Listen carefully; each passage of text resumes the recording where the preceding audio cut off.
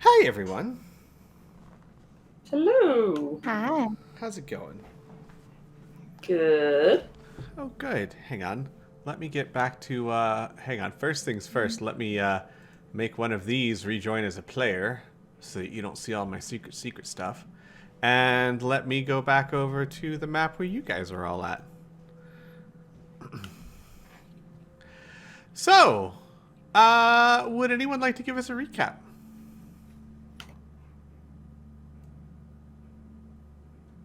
Got this, Laura.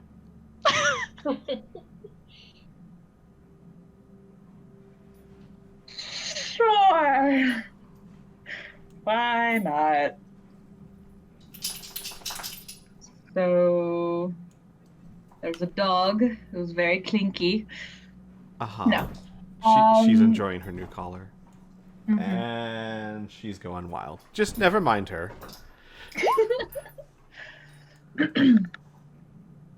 So last week there was a lot of talking, like a lot of talking. Lots of planning, back and forth between peoples. Um,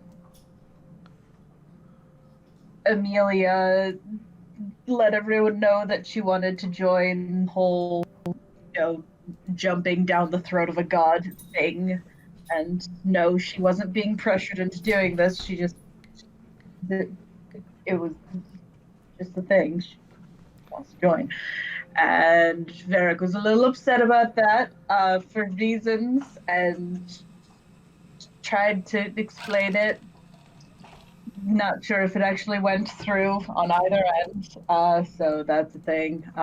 There was a fight.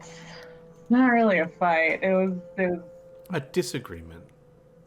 sure, we'll go with that one. And Amelia tried to explain things, didn't do a very good job. Varric tried to explain things, also didn't do a very good job. They're just not really good with words.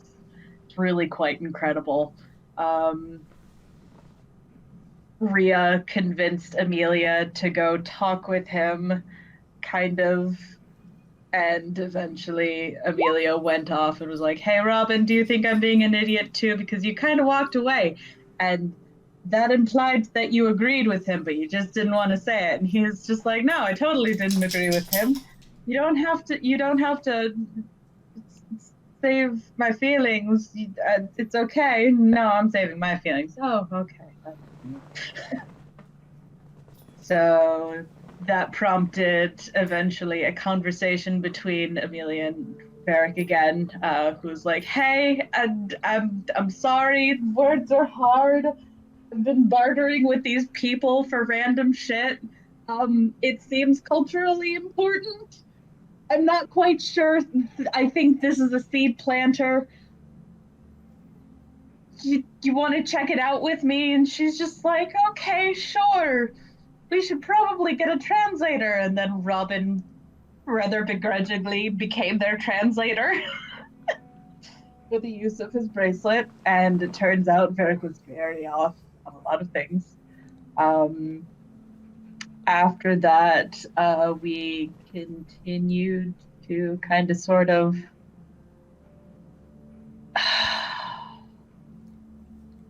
plan things out. Satomi's gonna go get a ring of, not a ring of etherealness.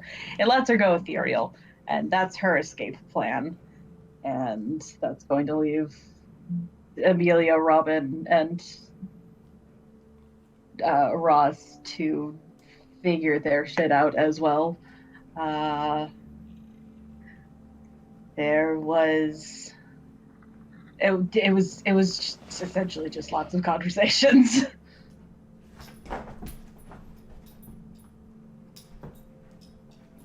My brain is not functioning today. Yep, no action last session whatsoever. None whatsoever. Definitely not. Oh yeah, we went off and murdered a rock. That's a thing that happened. Well, we murdered two rocks, technically. Yeah, we got the 2-for-1 special.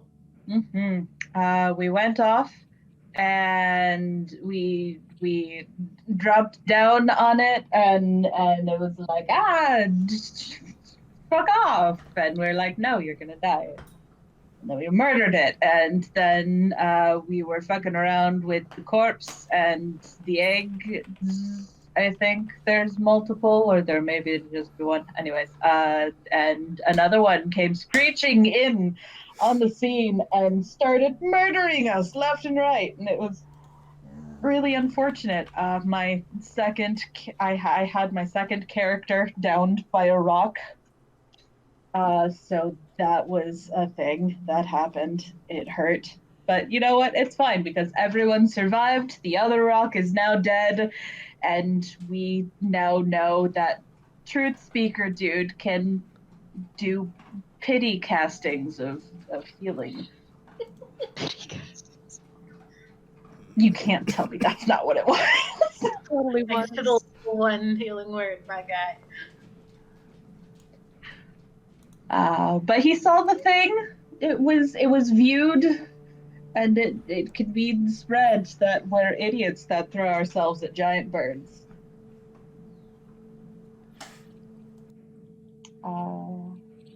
But yeah, now we're just well done.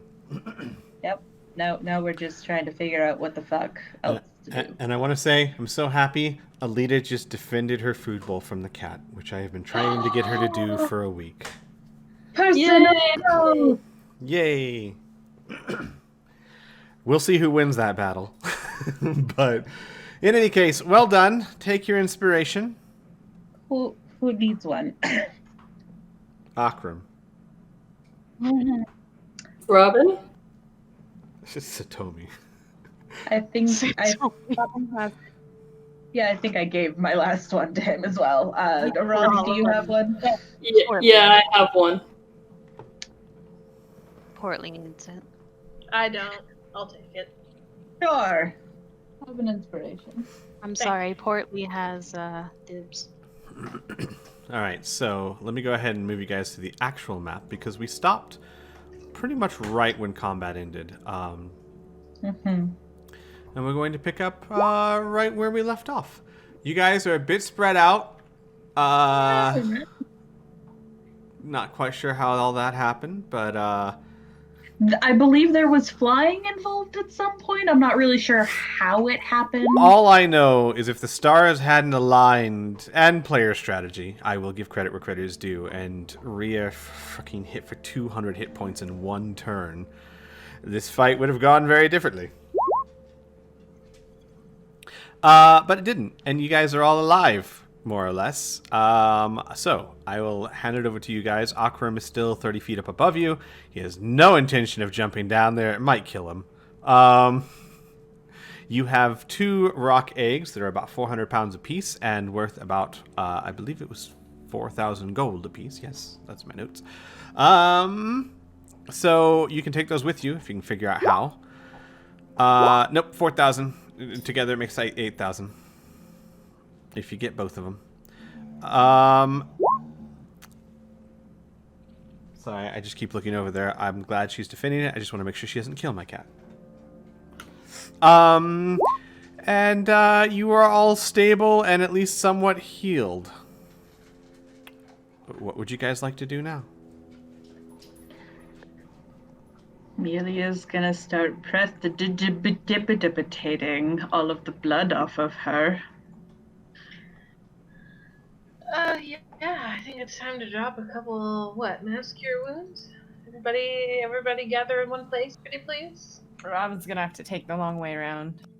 Yeah, how far away are you? 200 feet? Yeah. A lot of blocks. Yeah. It's fine. You'll be fine. Hustle, Robin. Mary will send Majenko down to make sure you're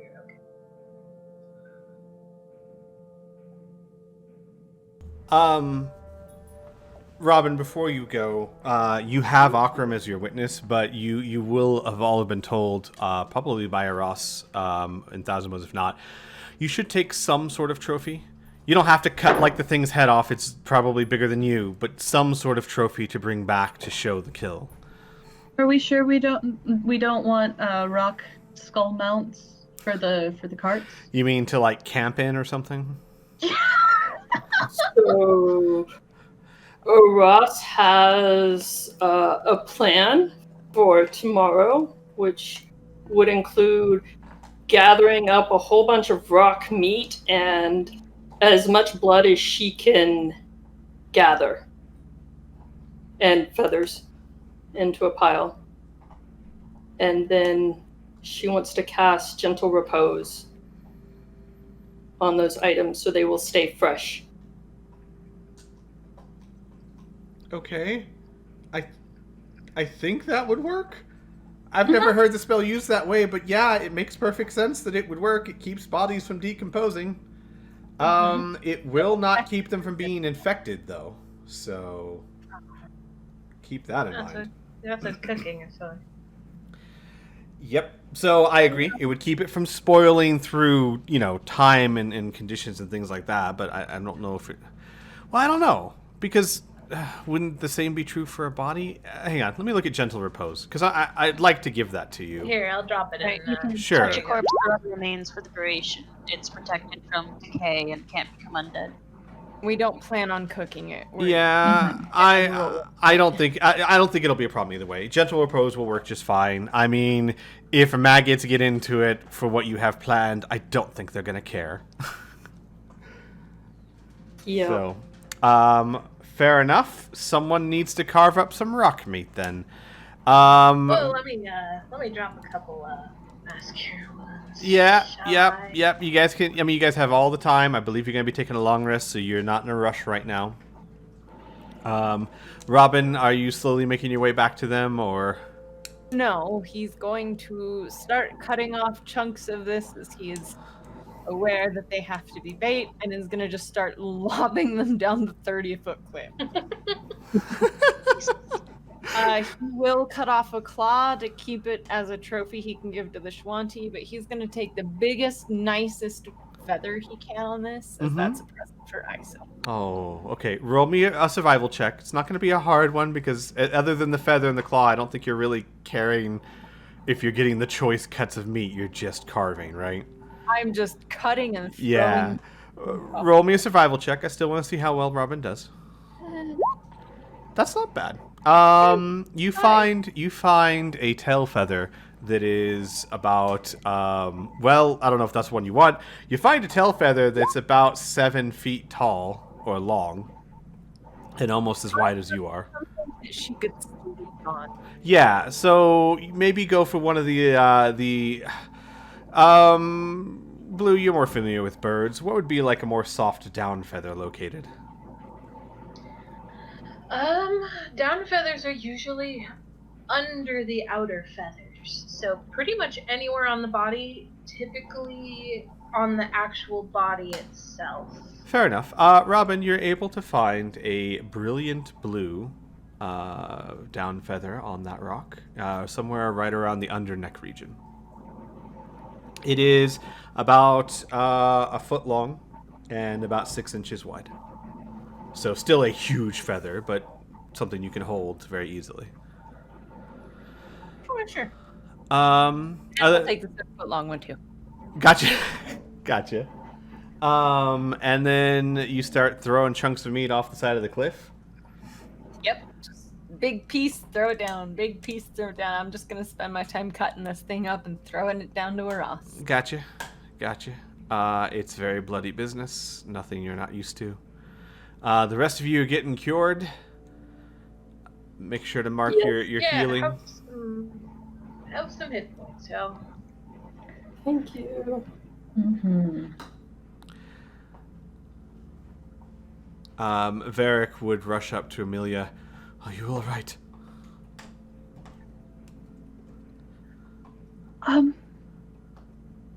Yeah. I'm sorry. I tried to get to you. You were just so far away. No, it's fine. Really, No, it's not fine.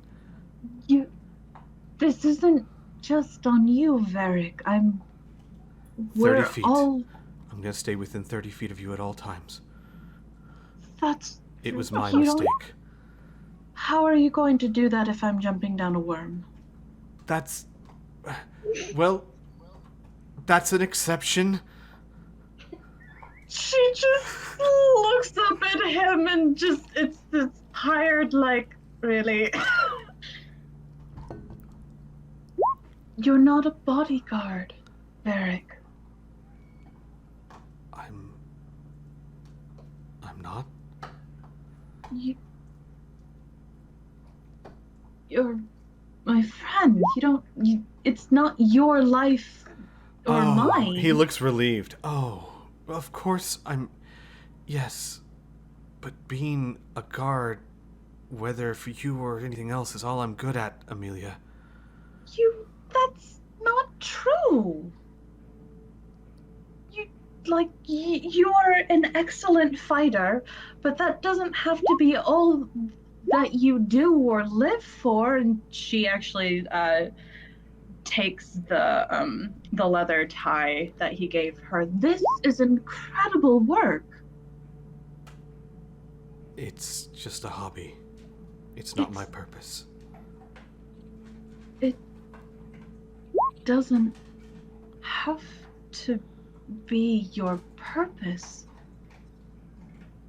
but it is something that you're very good at.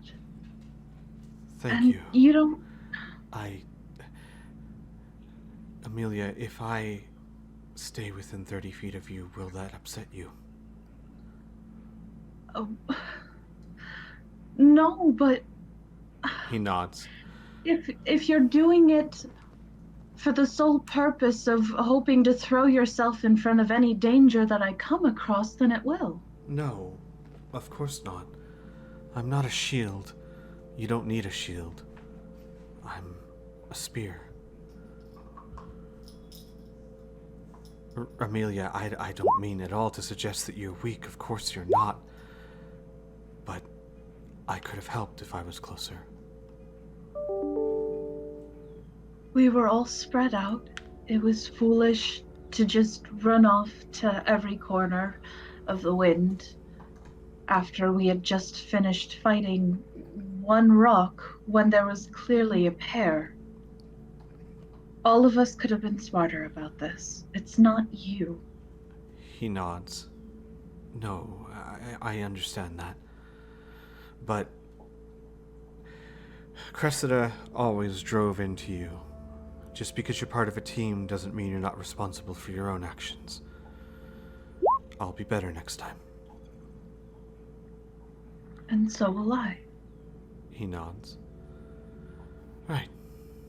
Good. You wouldn't happen to know anything about carving animals, would you? Carving animals. Well, for... I've never really been much of a cook, but I have had to clean and tan hides, if that's what you're referring to. Mary sighs, rolls up her sleeves. Mary, I think you've seen Varric try to cook once. I don't think it ended well. I don't. I think it was passable. I don't think it was great. Yeah. By Weary's standards. I was feeling generous Yeah. by the plan. Mary was being generous and not judging by her standards. Yeah, Mary was being generous in that she didn't say anything. So you start. Do you head for the other rock or the one where Robin is? She'll head for the other rock and she'll ask Toby and Flack to come along because I'm sure goblins are used to taking souvenirs, and also, who knows, maybe Flack can make a cool knife out of it or something. Alright. What about you, Murray? Yeah, Mary will be on Butcher Crew, I guess. All she wants is a talent. That's it. And maybe a feather. She's not gonna keep it. Okay, hang on. Pooch, you don't get to throw your treat to the cat and then growl at the cat for being close to your treat. That's not how that works. I think that's exactly how That is works. not how that works. All right. Sorry. Enough distractions. Yes. So Murray, you were headed that way, with the rest. Robin, you're up there cutting them by yourself, but it makes sense. It's harder for them to reach you up there. Much easier to go down than up. Murray, roll me a survival check with advantage. With advantage.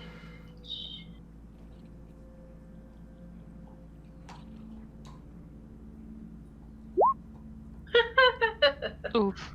Okay. You're able to carve off chunks, not as well as you would like. This rock is more muscle than fat. It's lived, obviously, a hard life, or You know whatever what? the case. Sure, I'll take an inspiration for this before you delve into. Okay. Point of pride. Uh-huh. Okay.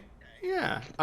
You're able to carve it up very nicely. It's just a giant chicken. Lots of pin feathers. Yeah, you have to parboil them, really, to get all of this out. Hmm. If you're keeping the skin.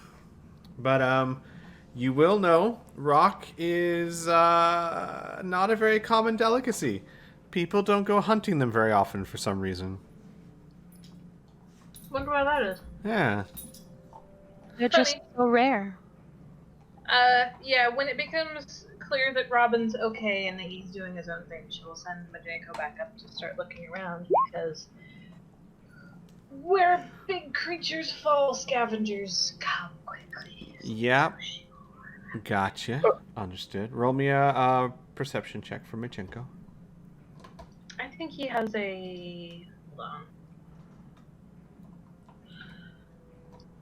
He has a... I think it's a +4. Alright. Aras, make me a climb check. +3. I have my. Oh, yeah, you have your spider boots. Never mind. spider. You climb. just walk right up the side. This is my climb check. Oh boy, I'm rolling like a champ today. Majenko rolls a 9. Okay. Alright. Here, let me do it this so that you don't have to worry about that, because I thought I did this before, but hang on.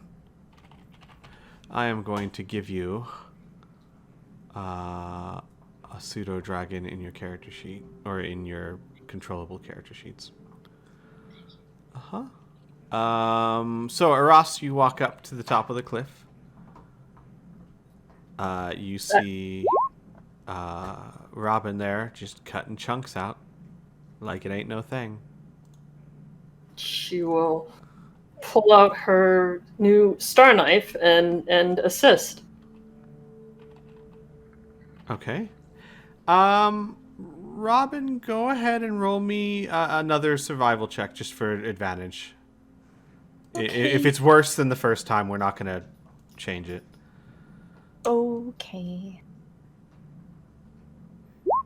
Oh, no. Yeah, it's better.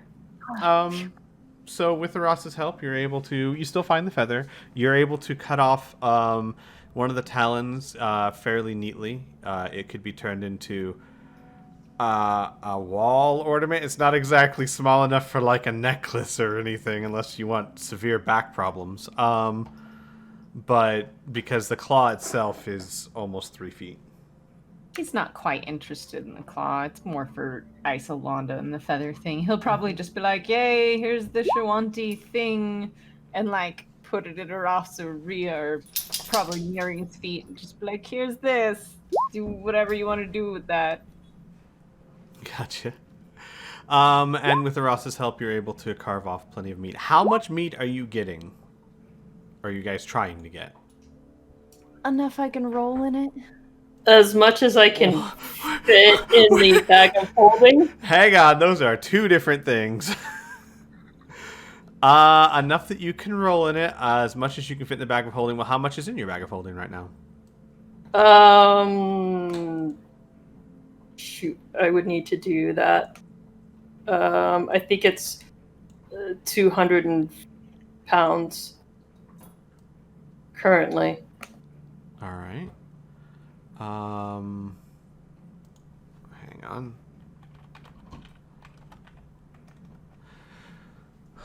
I'd say that you can carry a max of 500 pounds and 64 cubic feet. I don't think the cubic feet's much of a concern because you can cut the meat however you need. So I don't think that's a problem.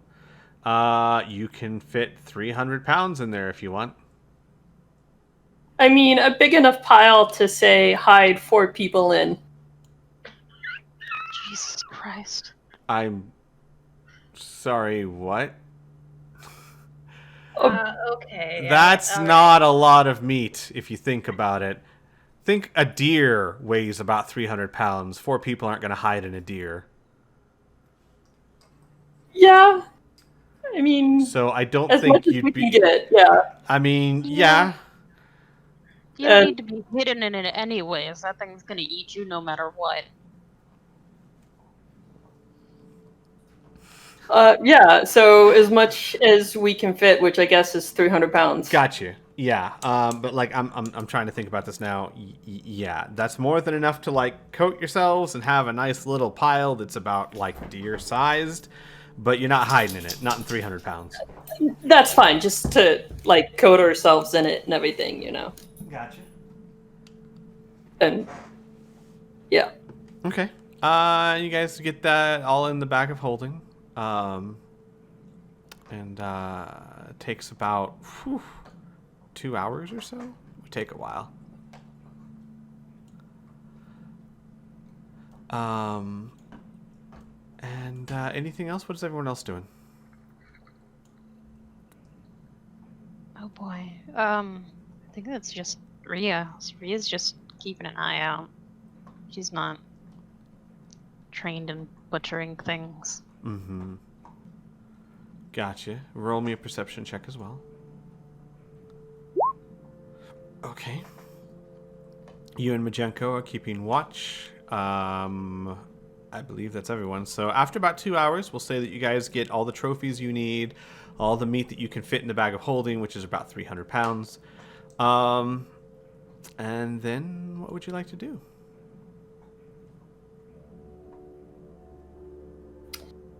So we need to get these eggs.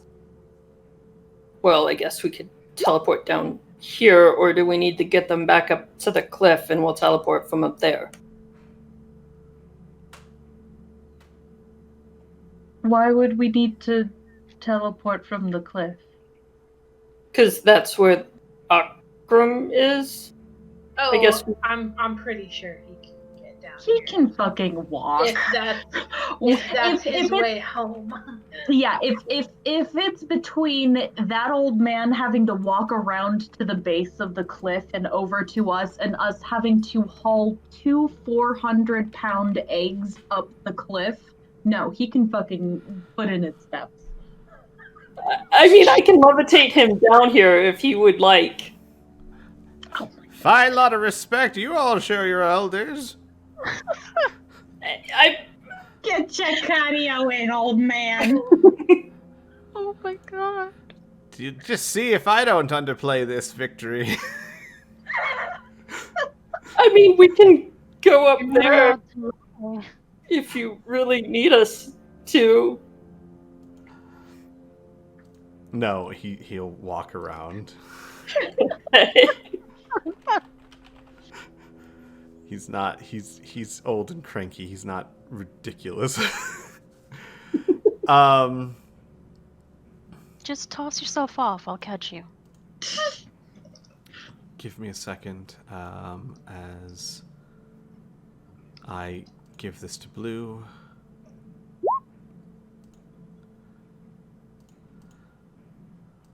Has advantage on perception. Well done.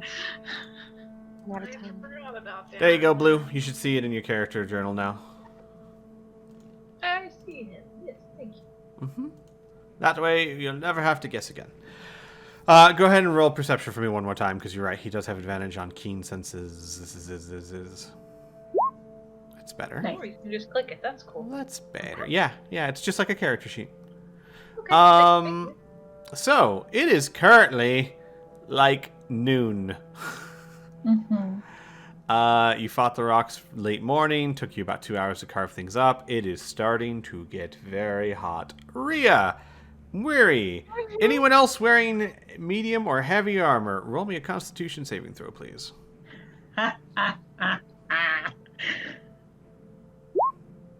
Very nice. Paladins. I can't be too mad. Yeah, you Mary can. has feathers. Leave her alone. Oh. This sucks. If we're all gathering up at this point, would you have the bonus from Rhea? It wouldn't help Because her. I don't know if this is. Oh, Yeah. But I would have said yes. Weary. What? It is getting, and for both of you and Rhea as well, it is getting super uncomfortable out here in this heat and in this armor. And you do not have exhaustion, but while you're wearing the armor in this heat, you take, not that 5e has non-lethal, but you take 3 points of heat damage, and you will have disadvantage on ability checks. Jesus. Okay. Until... Once Robin's done cutting up the rock, he'll come down and see everyone sweating, and he'll mold earth and dig them all a massive dugout to crawl into in the shade. That will help immensely, Murray. Spending a little bit of time in there, because what I'm pointing out is that it is hotter than you're used to. You guys have been traveling the Cinderlands for a while, but this is noonday in the upper reaches of it. It is blazing hot. Is this something that I could make a survival check to avoid? Like, I've been in a desert before. No, I know when you hot- survival checks won't help you from the elements unless you find a place to hide yourself from the elements, which Robin has provided. Okay. Like, survival check could help you find water and food and your way, but it's not going to stop the sun from beating down on you. Gotcha. Okay. I mean, it could. I'll be clear. It could help you find a place to take shelter, but you don't need one. Robin, where do you build this shelter? He will come down and probably put it at the base of this rock's nest. Okay. Well, he'll nudge it right actually back here in this corner to try and get the shade of this mountain as well. Makes sense. But he wants it kind of out of sight. He's just going to make a little tunnel and then just stand in there and just compile the earth to the sides. All right. Let me see if I can find something that is... Yeah, whatever. We'll just put that there. That'll work. Something like that? Yep. All right. You're all able to pile in. He makes it big enough for everyone to take shelter there, including Akram, who, by the time he gets to you, is sweaty and tired. Well, not too tired. I mean, I gotta be fair to him. He's old, but he does spend most of his days traveling, so he's pretty okay. You guys take shelter in there. What do you do once you're inside? It's cool enough in here that where you don't have disadvantages, you know, once you're in there and you cool down a bit, you're fine. Okay. Amelia would like her sister back. Yeah, as she's walking in there, Mary will pause and shake herself off, and everybody in the vicinity can see just puffs of feathers come off of Mary.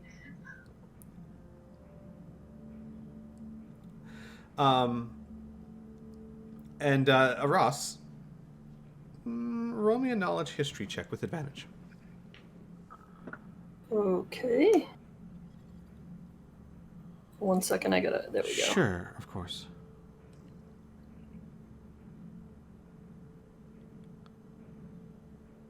Sorry, I'm slow. Nope, it's fine. Ooh, 22. Nice, okay. This does remind you, brings up a good point. You have heard that the hunting grounds of the Cinder Moth are some of the hottest in the Cinderlands. Possibly, and the superstition is that is why Cinder Moth is there. She will come into the little dugout, and it hadn't occurred to her that it was, that hot. But will mention that it will probably be hotter where the Cinder Moth is, but I think when we're finished here, we should go there and set up the mansion, because that's where Satomi's supposed to be meeting us.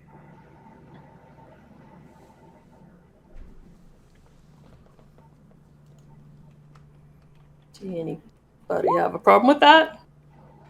Sound like a plan? Yeah, that's fine. Sure.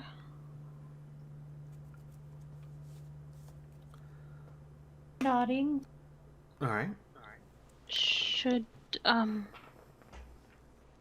it's even hotter than here, should we maybe talk to Baboom tomorrow if there's something we can have that'll keep us a bit cooler? Sure. In fact, Amelia nods adamantly. yeah, we should ask him if he has anything that would, like, protect us from fire or something. Forgot about that. That was on my list of questions to ask. I mean, I can message him, you know, if we think of other stuff we might need, and message him, and then we can get it from him first thing in the morning.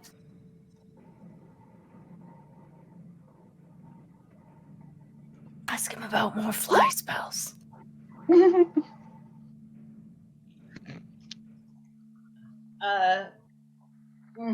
Yeah, that's probably a good idea. Mary has some stuff she wants to pick up as well. I'll go ahead and say Amelia, Ross, Robin. At least you three could roll me an Arcana check real quick. Because all three of you are kind of versed in magic. You would have an idea if there's magic spells and things. Guys. Robin, please. Please, Robin. Yes. God. Well, Robin, maybe you've had to look into this before in your logistics days, trying to move an army from one place to another, undead or not. There's not a whole lot of spells out there that protect you from the elements. There's, like a ring of warming for cold, but there's not really a ring of cooling that you're aware of. There might be, you've never seen one. There's protection from energy spell, but that's more like to protect you from actual fire or things of that nature. Not a lot out there, magic-wise, that protects people from the elements. I'm terribly sorry, but Robin's not gonna break Ross's heart and tell her that. That's more than fine.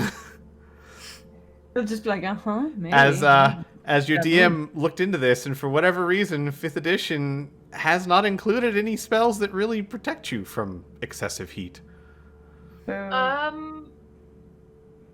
There's things like tiny huts, the mansion, things that, mold earth that can give you protection, but there's no, protection from the elements. That spell does not exist.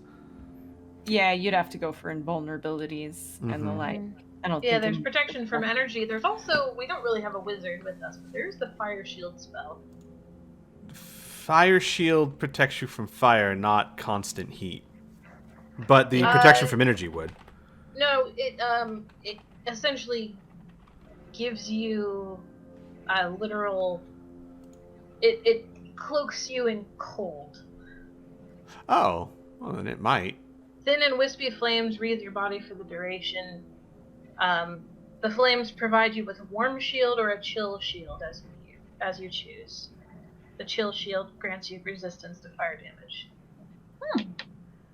Is that a concentration? No, just last 10 minutes. I already feel minty thinking about it. Yeah. Yeah. I mean, that would work. Protection from energy, like Wing said, would also work. It's a 3rd level spell for 1 hour per person, because you can't upcast it. Okay. But other than those, there's really not a lot out there. But that doesn't mean you can't ask.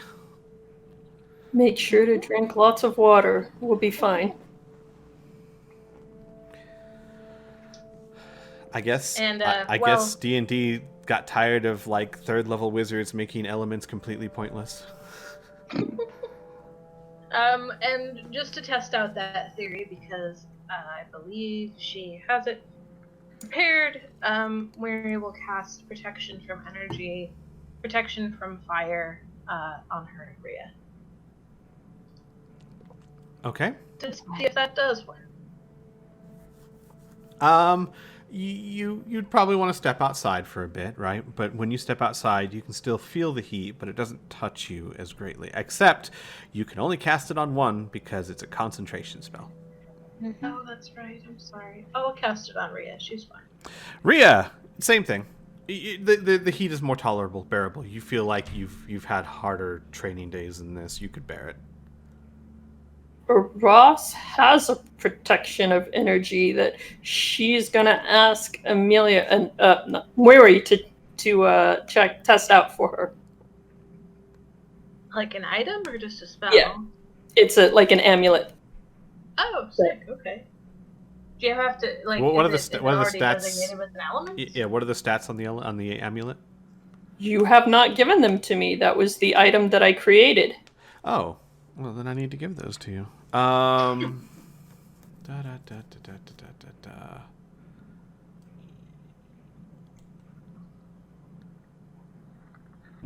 That here I'll get you the actual item itself, but I have it in my notes somewhere when we talked about it. I believe it allows you to cast it 3 times per day without using a spell slot. So basically, the item allows you to cast protection from energy 3 times per day. It is 1 hour concentration, and I believe it is a touch spell. Touch, yes. So Okay, it doesn't cool. have to be you. But like I said, it's concentration. So Is this a tunable item? yes, it is attunable. Okay. Okay. Well, then she can't use it for a little bit. Well, Ross will attune to it and use it. Well, I guess, yeah, you'd have to wait. Mm-hmm. Well, we're taking a long rest anyways, so. Are we taking it here? You could take a short rest here and then teleport if that's what you're thinking of doing. We'd And burn a then we can set up the teleportation mansion. scroll. Do you Sorry. really want to burn the scroll to go, or do you want to set up camp? Because that'd just be going back and then using another one. Oh no, I think they were going to teleport directly to Cinder Moth's hunting ground and then set up the mansion. Okay. Since that was where Satomi was going to meet us. Mm-hmm. And since I didn't technically state it last session, she would have given you guys like a specific point to meet at, which is considered like the entrance to the hunting grounds. Okay, cool. So we're not camping out in the hunting grounds. No. No. No. No, I mean, if you wanna. Fuck that. Oh, yeah, no, that's a very good point, Wings. There is an 8th level spell out there that would be brilliant for these purposes. Oh, if only we could do 8th level spells! If we had a high level wizard, I feel like I can come up with at least 15 that could help us. But I mean, like invulnerability and cubes of force, and I'm going kind of far. Yeah. I'm looking at Miri just being like, you sure heal a lot. But Well, if you just wait until your 15th level, you'll be fine. Hey, if we add our levels together. You're already 12th level. You're only 3 away. So you guys want to take a short rest here and then teleport? Or do you want to just straight teleport? It's important. I need to know. Yeah, Moiri would probably advocate for getting the fuck out of here. Okay. That works for me. All right. So no one expend any hit dice or anything of that nature. Who is teleporting to Cinder Moth's hunting grounds? Because none of you have been there. Boy. Is this my turn? I can try if you would rather not. I don't mind. Alright. It was more Kadia freaking the fuck out. So I will say, you guys are going off of description, as you have never been there, but Satomi has described it to you as best she can. So, yeah, choose someone who rolls well. Not it. Go ahead, Kadia. Oh boy. You can Holy do it. fuck. Can I use inspiration? I'll let you use inspiration, sure. Fuck! I want to give Kadia my inspiration. Give Kadia your inspiration. Do This is better. the rest of the session. I'm trying. Oh, boy. You so help me get lower. Oh. It's not lower. So that's not bad at all. 1 to 43 was mishap, which means bad things. 44 to 53 was similar area. You're in the off-target category. You and your group appear at a random distance away from the destination in a random direction. Distance off target is 1d10 times 1d10. So give me a second. I need someone to roll me a d4. 1 is north, 2 is east. No, I'm sorry, it should be a d8. Just roll me a d8. Okay. And then I need someone to roll me 2 d10s, please.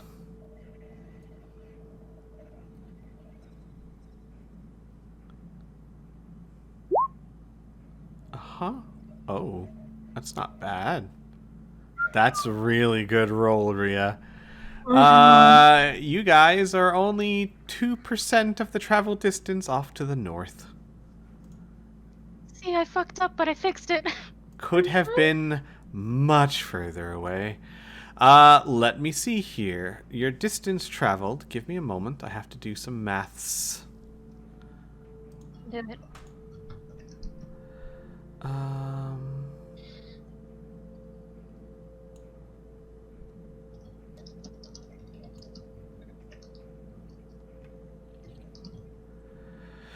Once the map loads, I'll be able to tell distances.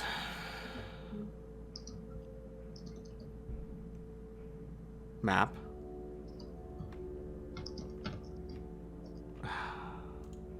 Give me a second. I believe.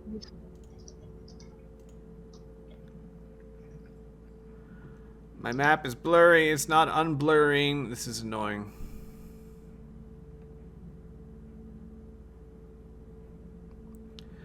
Give me a second. Let me just refresh Roll20, because I need to be able to see the distance modifier to know how far off target you guys are. Which won't be much, which is nice, because you could have rolled 2 10s and you would have been 100% off the travel distance. I would have been murdered at that point.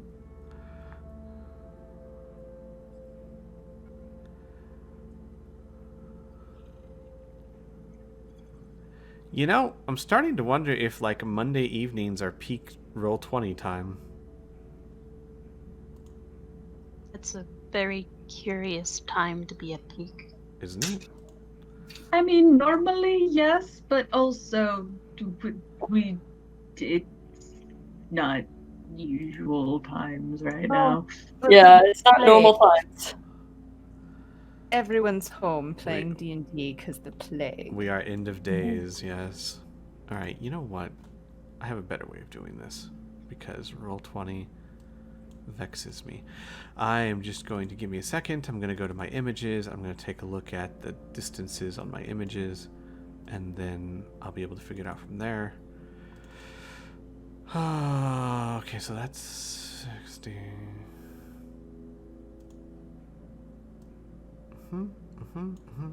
So, wow, you guys are really lucky. Not bad, actually. Not bad at all. So, let me drag you all back over here. Maybe it'll not be blurry for all of you.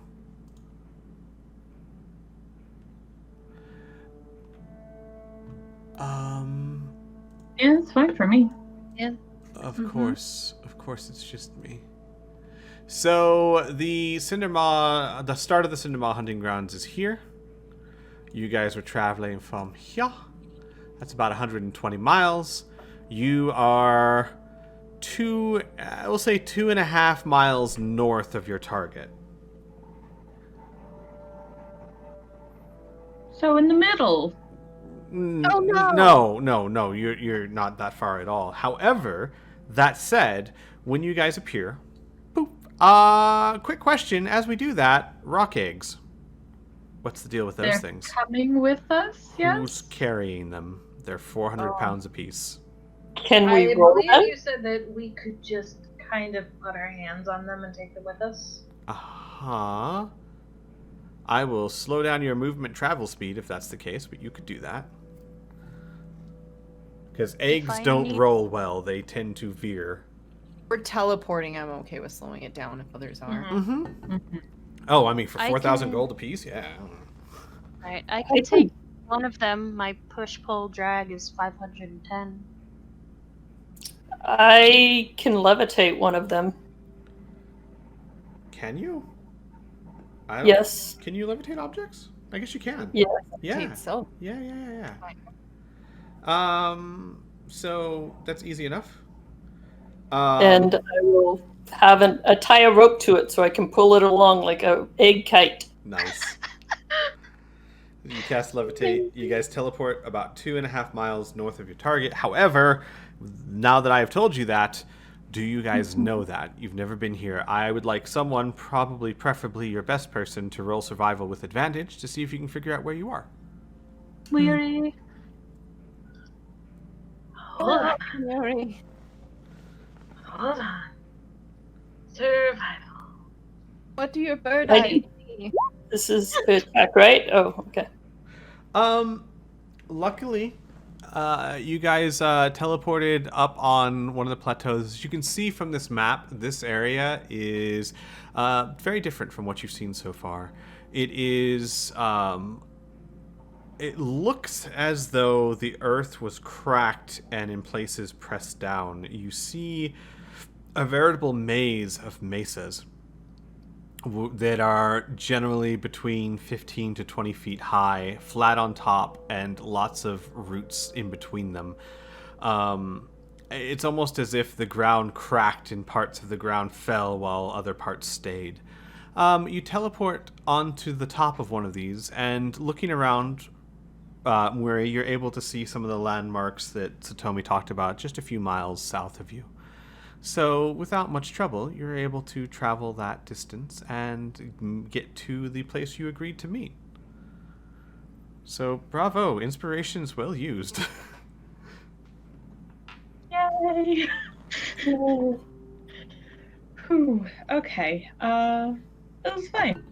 And was Amelia able to get Annika back before we left? Well, no, because you haven't taken a short rest yet. Oh, fuck. That's fine. Okay, so we head back, and do we want to settle the mansion right away? I mean, it would provide us shelter in the heat. Mm-hmm. Okay.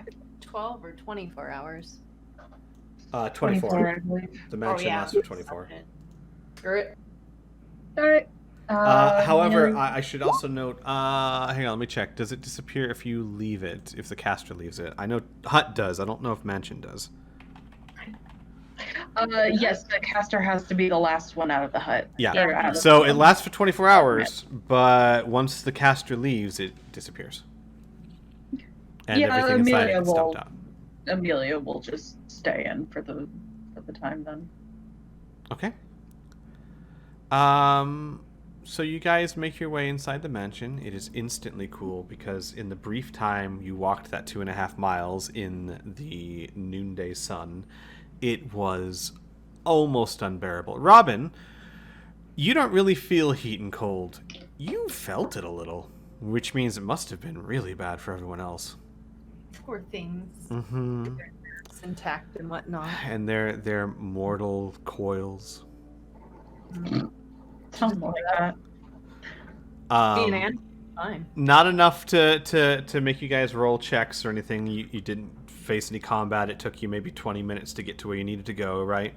But yeah, it's scorching out here. Like a bath ASAP. This version of the mansion, I will say, is toned down from the first one.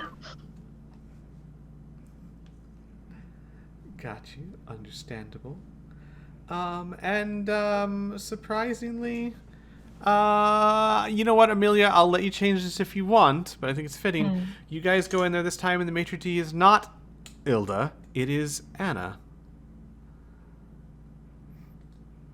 As I'm assuming Amelia wouldn't want two moms again. Quite enough the first time. Mom's not here, so. Oh, that's a fair point. So would you have bothered to change that? It would probably Still be Ilda. Yeah, because it is partly based on your subconscious who the maitre d' is. So you guys you got Ilda back. Hey, there you go. When Robin comes in, the first thing he does is look to me and he goes, "You got robbed."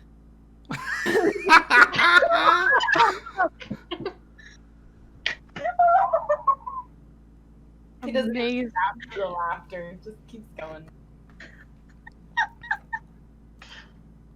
Oh my god.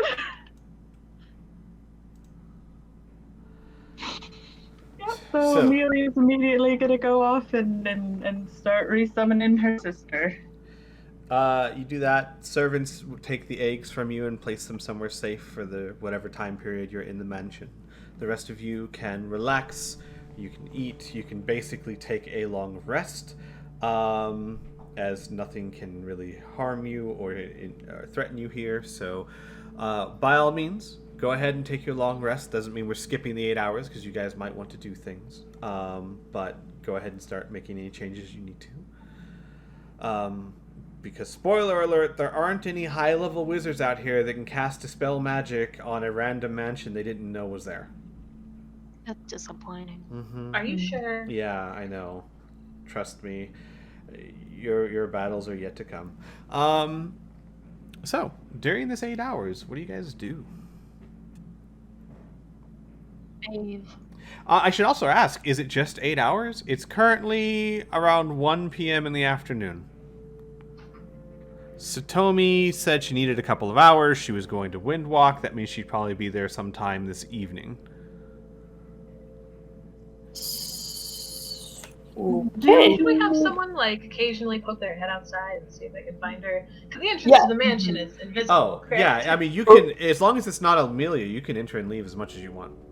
Or Ross was planning on like sitting out there waiting Oh, for really? her. Yeah, I mean, if she's gonna be there in the evening, I'll take some time, clean up, wash some of my own blood off my face. Can we get her like an umbrella or something? I'll make like a little. I have a cloak or two. I'll just, use something to stick it up and make a little tent. I think I have some poles or something. All right. What do the rest of you do during this time? Well, no, I'm sorry. First, let's answer the question. How long are you guys planning to stay in the mansion? So, do we think... would it be a better idea to try this at night when it's not boiling hot? Like, granted, it's not going to cool off that much, because... Well, it would cool off drastically. It's a desert. It would cool off drastically, but it would also still be warm, because it's still the... I will tell you, you Nope. guys won't have to deal with heat exhaustion if you do it at night. You will have to deal with vision. Don't deserts get down into the freezing temperatures at night? Yes, some do. Cinderlands, not so much. You don't have to worry about that, but it will get chilly. Which is fine for you guys. In other words, it'll be cool and comfortable as far as you're concerned. Your issues at night would be there's no full moon out. You're going to have trouble seeing unless you're a race that can see. Which means... Lights. I'm pretty sure that's literally everyone who's jumping into the... Yeah. Yeah. I was going to say, We have who our vision. doesn't have that? Rhea. Rita. Why you gotta call me out like that? Well, so here's an important question. Are you three going alone, or is no one else going with you guys? No.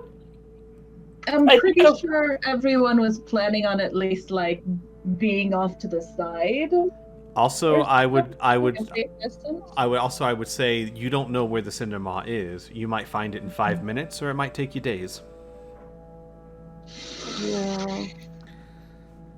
Probably not days, as large as the ground is, but and with your plans and all that. But yeah, you don't know where it is. But Wasn't there a thing that Mary wanted to do something about lore or something like that? Yeah, that's gonna have to wait until she can see the boom. She needs incense that costs 250 gold. I was gonna cast Legend Lore on it because that will give us. I believe Legend Lore can give you pieces of information that have been forgotten. let me find out. I'm not very familiar with that spell. Here it is. The lore might consist of current tales, forgotten stories, or even secret lore that has never been widely known. I assume that Cinder Moth is a legendary creature. Yes, that is definitely true. Okay. It's just slightly common, Yeah, there's one of these in every desert. right? So it might be a little cryptic, but it might give us a little bit more information than we had. Name or describe a person, place, or object. I'd count Cinder Moth as a person for the purposes of the spell. Spell brings you to your mind a brief summary of the significant lore about the thing you named. The lore might consist of current tales, forgotten stories, or so it's not only forgotten things. It can be current tales as well. Even secret lore that has never been widely known. The more information you already have about it, the more Mhm. precise and detailed information you receive. Yeah. Okay. Perfect. Nice. All right. But you'll need to talk to Baboon, you said about that first. Let's do it this way. Do you guys, because you can still make the decision, do you want to hunt it at night or do you want to hunt it at day? At night, you'll have to worry about some, probably Rhea, having issues seeing. At day, you have to deal with everyone with heat exhaustion. I vote night. Probably night. Yeah. All right. Sib just lost power. She's rebooting the router, so she'll be back in a second. Wow. My family is having power issues this week. Okay. That's easy enough. So we'll say that you guys plan to take a long rest till tonight. Aras keeps an eye out for Satomi. So what do you guys do during the 8 hours that you rest?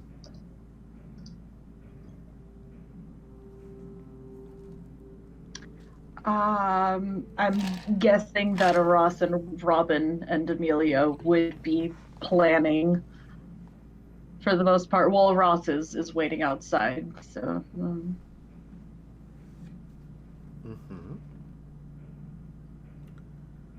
Well, no, Aras did say that she would spend some time inside. So we could say while she's taking her short rest and all that, you guys could plan.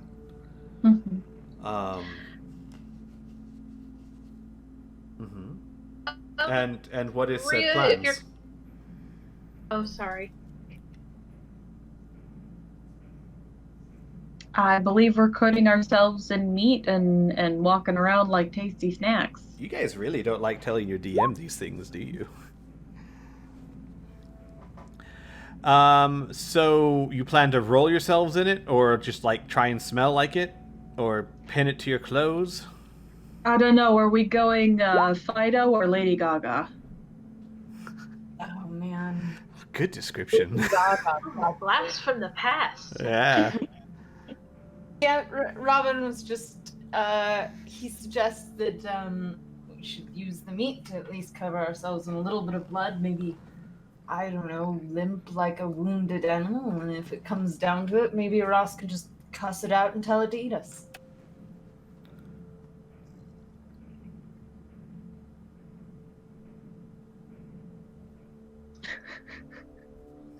I didn't realize that it took requests.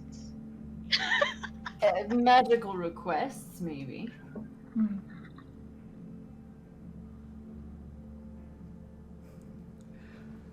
All right. It could be a good plan. You don't know. This thing could be arrogant. Mhm. So, I'll have to wait We till... could. Mhm. Oh, sorry. Go No, go, please, by all means. We could also ask Mr. Truth Speaker if he has any knowledge about its hunting practices. Who fucking knows? What it eats, maybe.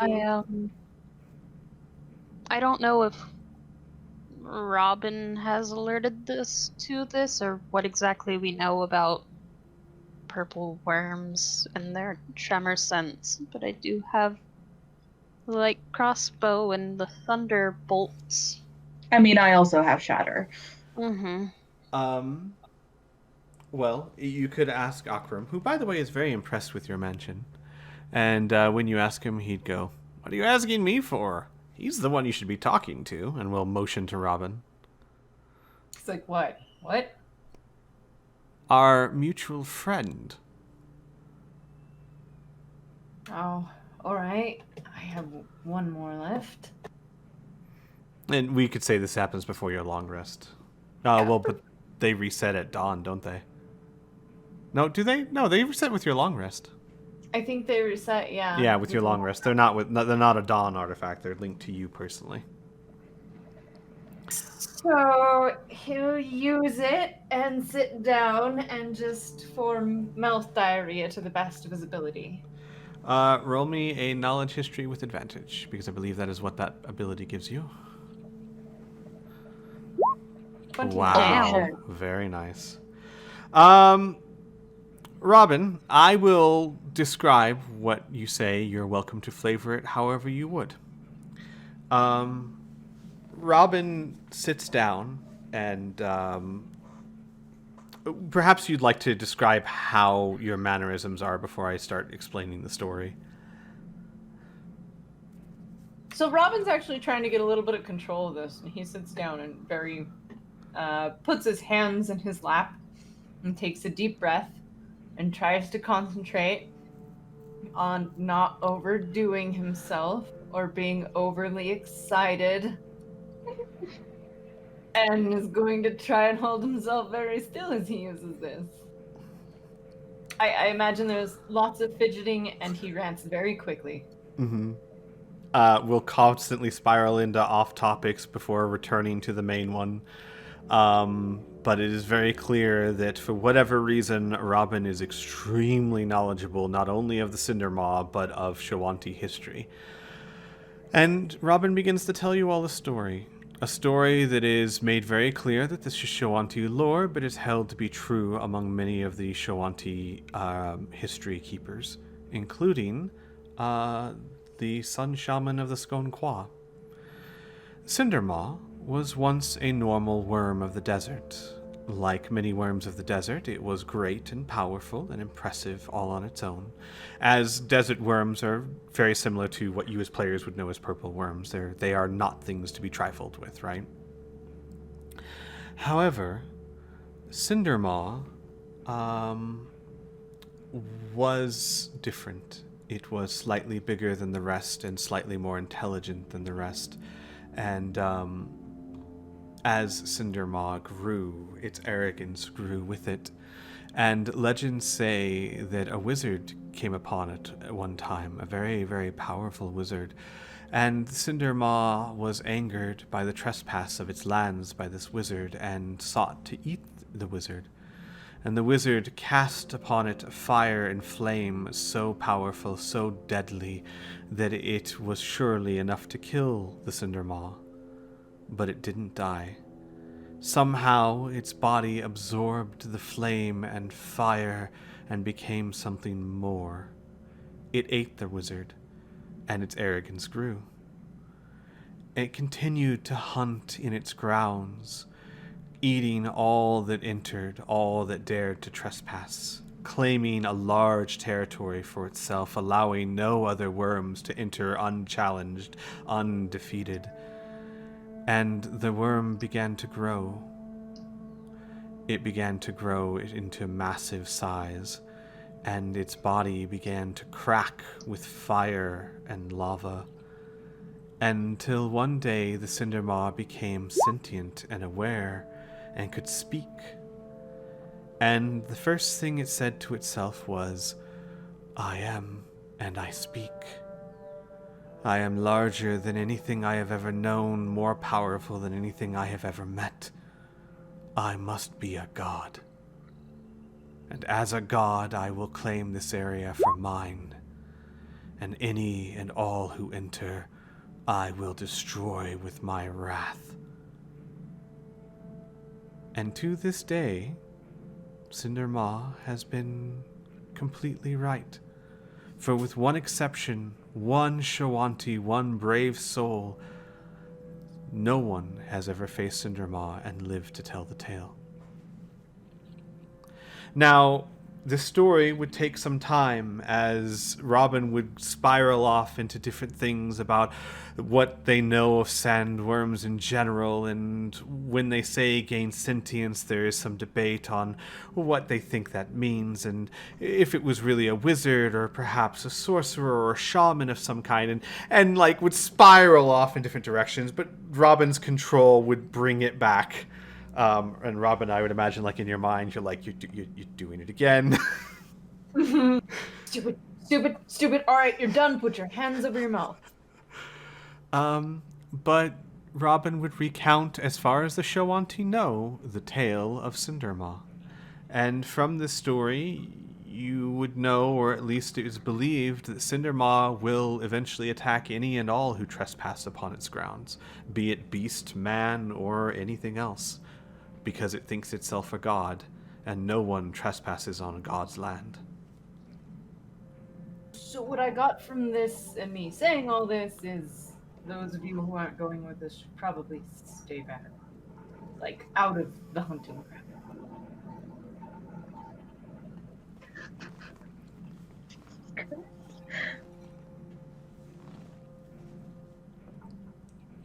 Oh. That might be a good idea. Absolutely not, Varric says. We made a deal, remember? If you have trouble, I get you out. That was our deal. Yes, but if you're too close, then you might get swallowed too, and there's no guarantee that you would be able to get out.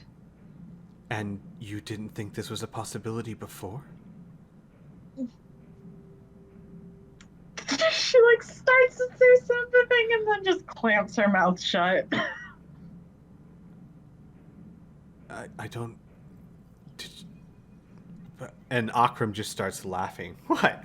Did you think it would just eat those of you who wanted to be eaten and just wave happily at everyone else? The three of us are gonna have to go alone.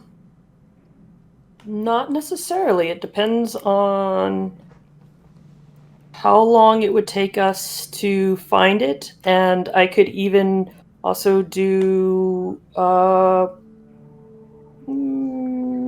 trick. And if it finds us first?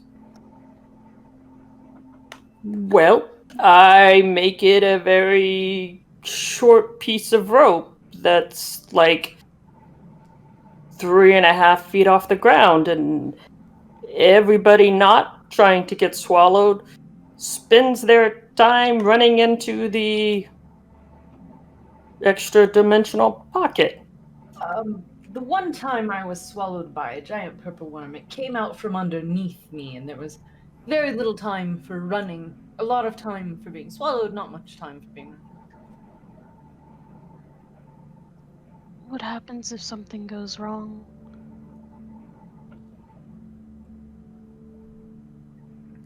Well, I'm already going to be leaving Annika out with all of you. So, if something goes wrong, then she can tell you. Or she'll disappear and you'll also know something's gone wrong. Also, that is only within 100 feet. Otherwise, Annika wouldn't know what happened to you. Mm-hmm. She knows that. She'd know something happened. She would know something happened, yes, but she would not have the telepathic link. My walkie-talkies have up to 240 feet. But we shouldn't be taking everyone else into the hunting grounds, is the whole point. Mm. We need to leave them outside of it. Even walking in there, it'll know. So we just make us the bigger target? Well, we get swallowed, we work our way out, and while we do it, attacks and kills everyone else. We end up having to down the damn thing. No. Group loot. I don't know, Ross. How much do we have in the group loot? I was just looking it up. 23,000 gold.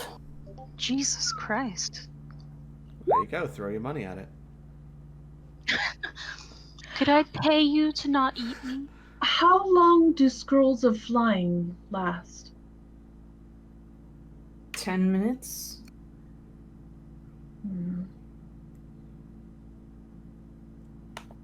I mean, that might work if all of you are in the air far out of its reach, not causing vibrations, not looking delicious. And what if I send an ally with you? To be eaten? A creature that I don't think would mind. As long as you don't mind it getting eaten and maybe not coming back out, that should I be think it fine. would be a good idea to send Majenko.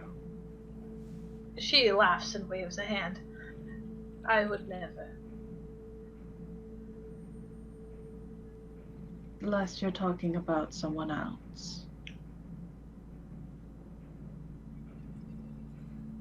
Who else is there?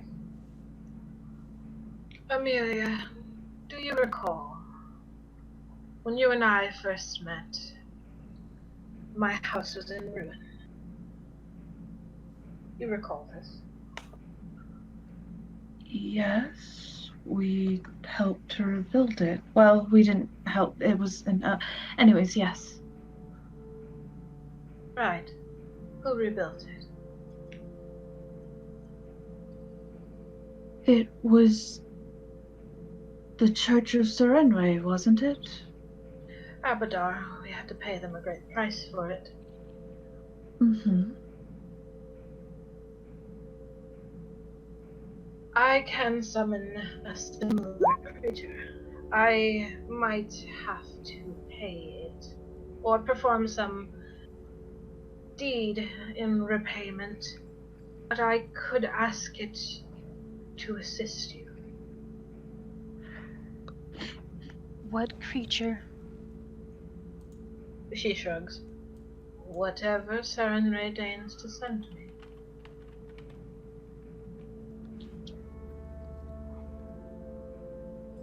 Okay. How long? How much? How? Send Avatar into the warp. Yes. Is this a sentient creature? Does it look appetizing to a worm? Or are you going to just dismiss it when we finally get there? Is this just an escort in?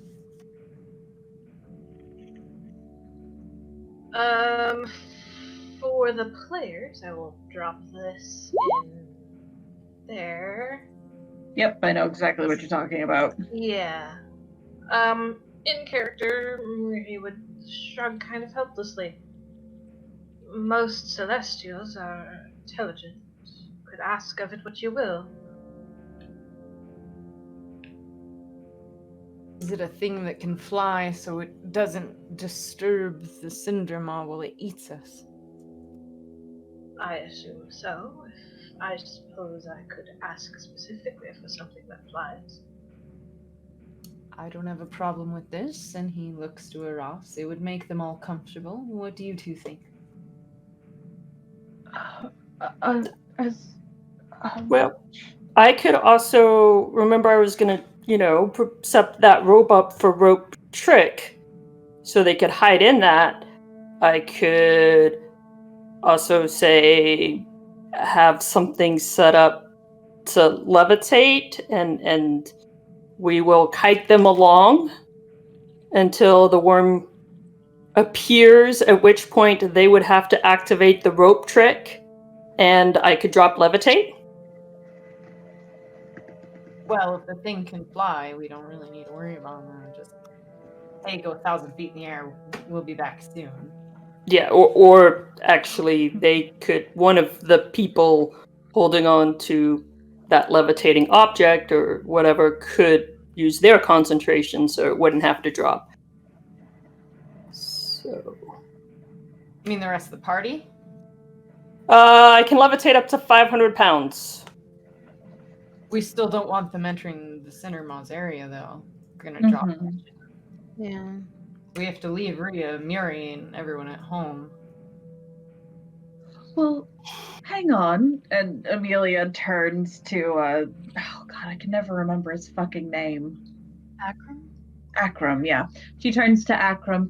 You were supposed to witness all of this. Do you just have some secrets? Are you just that quiet? What? No. I'm risking my life. Did you not? What did you think I was going to do this whole time?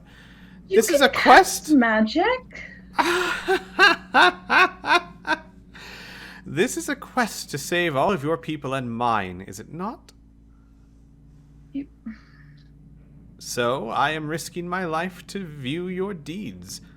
I thought we had agreed upon this. I'm surprised that you guys... Guys, he wouldn't say guys. I'm surprised that you wouldn't think otherwise. I may be old, but I'm willing to give my life for my people, and this is an important enough cause. Hopefully, I'll be quiet, or fast, or run. Have you ever gotten a piggyback from a Celestial? And Robin smiles.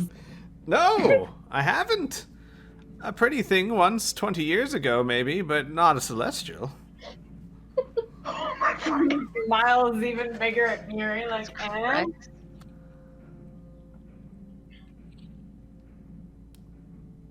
Anyways, Jesus Christ.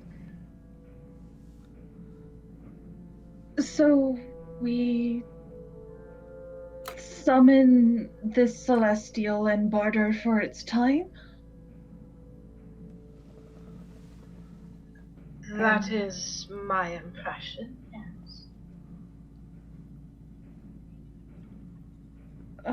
I don't see why not.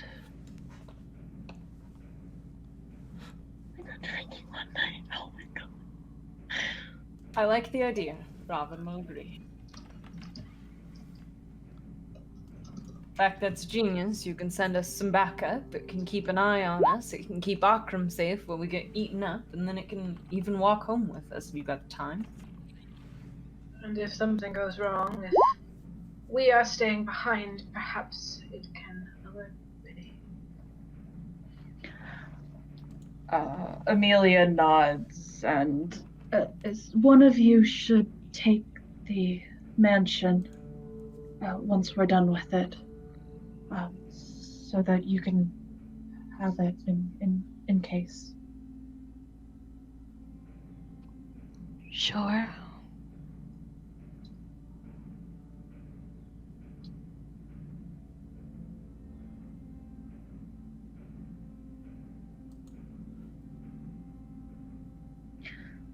So we're summoning a Celestial, possibly? Possibly. We can have 4 tuned items? 3?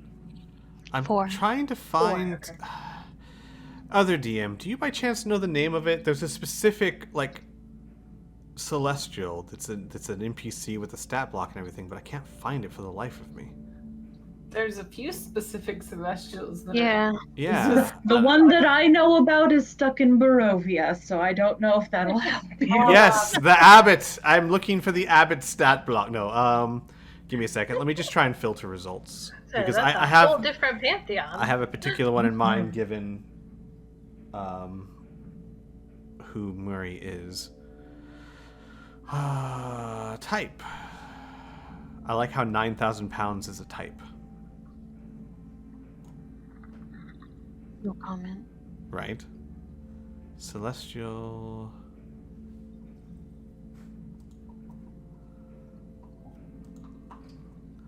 Let's take a look here. Ah, that's what I was thinking of.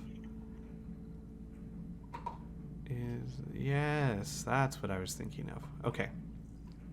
Give me a second, everyone. In fact, if everyone wants to take a 5-minute break, because I did not see this coming, so I can review this and pick a proper celestial. Thank you, Squee. Mm-hmm.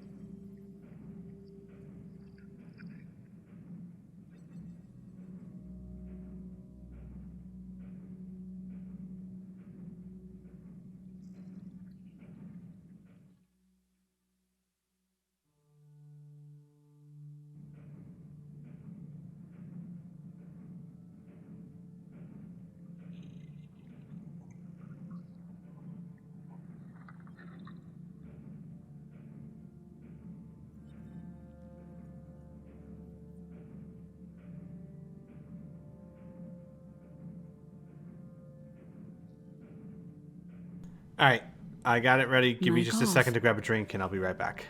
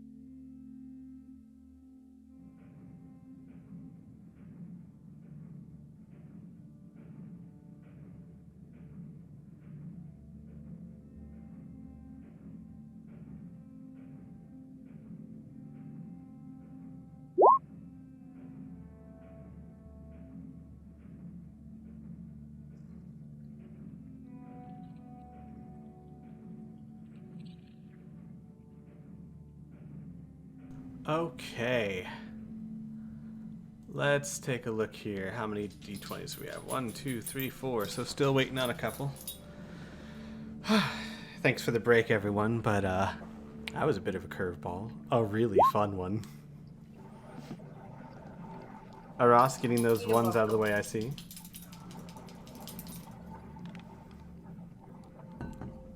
All right.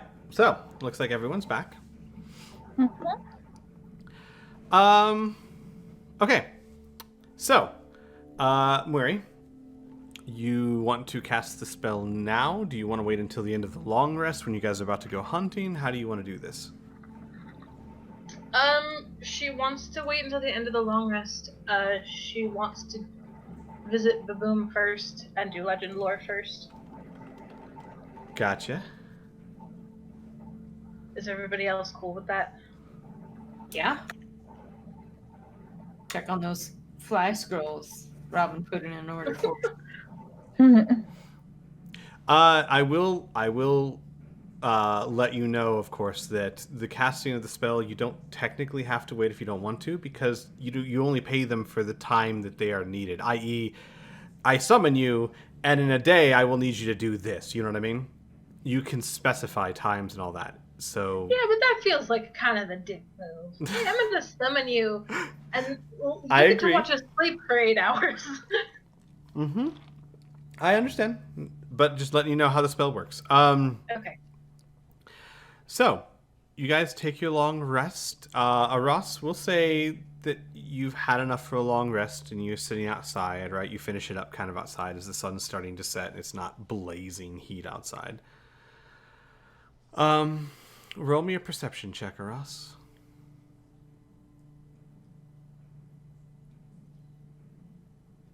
Okay.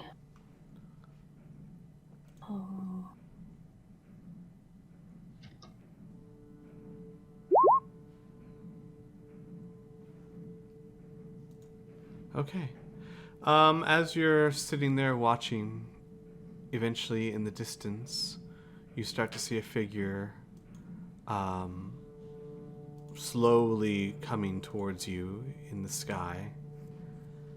And this figure slowly solidifies into Satomi in her Kitsune form. as she approaches you, give me a second here, she will start to angle her descent until where she lightly steps on the ground, just as she reaches you. She's wearing the traditional armor of a Shoanti Skull Crusher, but she is not wearing the makeup. She has 2 spears with her, but they are on her back. And she looks at you and nods. You're safe. The rock? Oh, we took care of it. Well, both of them. Both of them? There were 2. Yeah, it was a mating pair. And you defeated them? She shakes her head. I mean, I went unconscious for a little bit, but yeah. That's... Aras, that is not something you should talk so lightly about.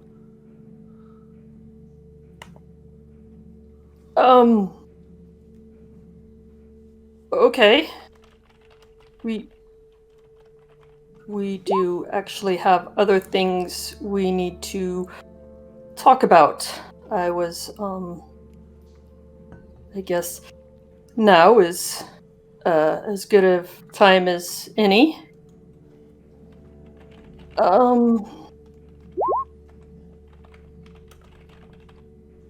man, Okay. I really should have talked to Rhea before.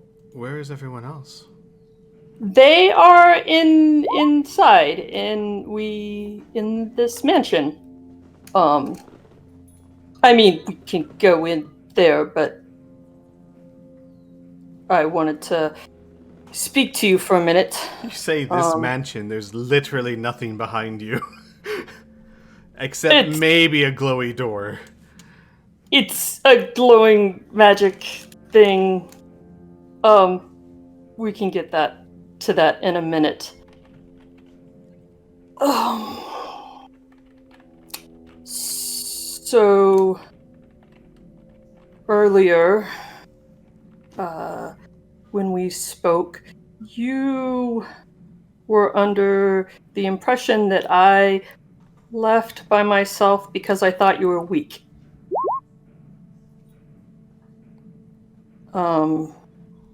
That's not exactly what I said, but you left because I wasn't strong enough to do what you needed.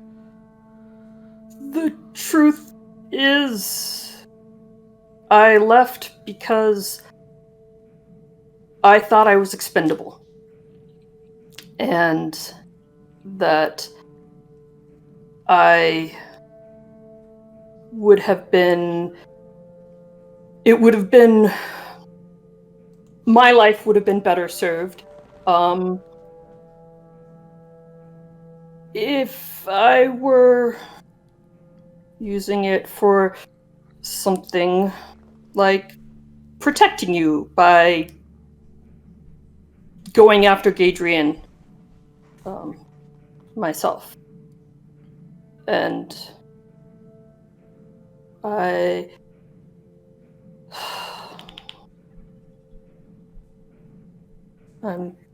I'm sorry, that was selfish of me. No. I mean, I thought it was. For a long time, I was angry at you. But you were right to go alone. I would have just held you back. No. You wouldn't have. Because while I was gone the entire time, all I could think about was you and how you were doing. I didn't appreciate how much you meant to me. And yes, you did. You may not have thought it, but you always showed me how much I meant to you. You were awkward. You're always awkward. Well, but I never considered you uncaring. maybe I didn't appreciate how much you meant to me, or how much value I had. And We thought differently. We never hid that from each other. In fact, I remember many nights trying to get you to see my point of view. If only you had been more convincing, I suppose.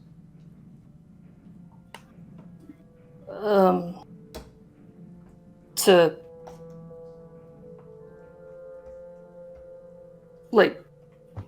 be able to hurt others? Is that... To be able to take a life. If I had realized it sooner, Well, that's... Ross, I have something I want to tell you, but not until after we have done the Black Walk. I have no right to tell you until after.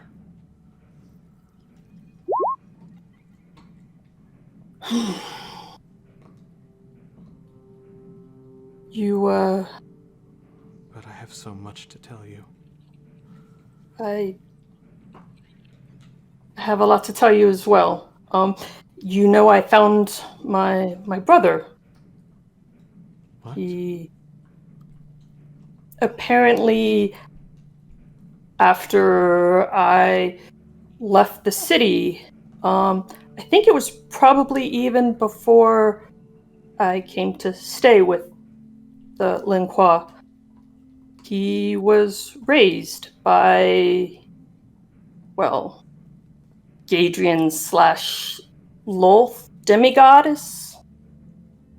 Raised? What do you mean raised? Like an honored ancestor? Well, he's fully corporeal. More like a flesh and blood. So are like Robin. I haven't quite... I don't think so. Ross, you would know with your cleric background. Nope, he is not undead. Yeah, I mean, he has the same body.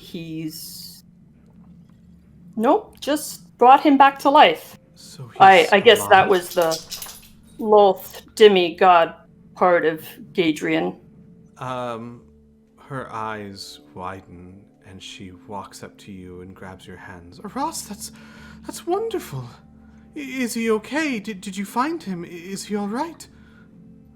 I found him, but as I said, I think maybe a few months after I left Corvosa, they raised him from the dead and tortured him every day to complete that plague they were working on. Oh no. Yeah, he's not... He will get better. It'll take time. It'll take a lot of work. But that... Satomi shrinks down and covers her head with her hands. No. What's wrong? There's a very long time as Satomi tries to gain control of her sobbing, and she goes, just one more thing I have to atone for. I will tell you after the Black Walk. I promise, Ross, I will tell you everything. I mean... Sure? Don't know why... So... This blood walk, when we succeed, our names will forever be linked in Shawanti legend. Yes.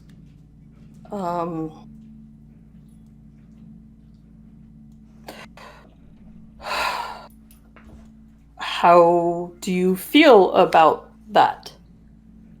Being tied You to mean me? to you? She Yeah. looks down. If I can do this, if I can stand next to you and do this black walk, I'd be proud to be linked to you. I was angry at you, Ross, because I was a fool. I didn't have the strength to do what needed to be done, to see that you were right, that you've always been right. Some people need to be killed for the world to be a safer and better place. I couldn't see that. I can now. And I've been too weak to follow through with it, but not anymore.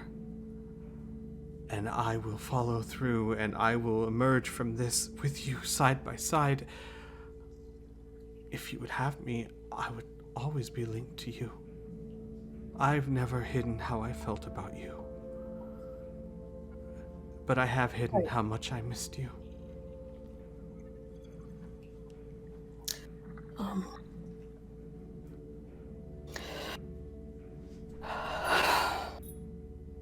So, as far as us and the future,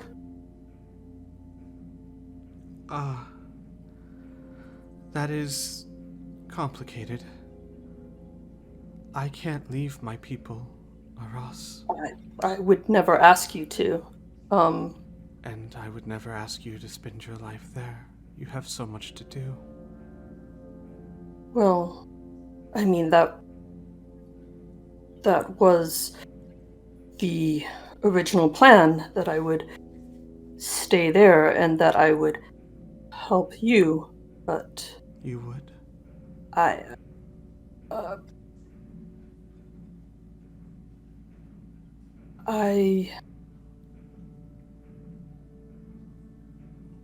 will follow you, I will be with you, but I have found my own path. And I hope that we can walk together, even if it's not the same path. I have been practicing a spell so that I could talk to you, no matter how far away you are.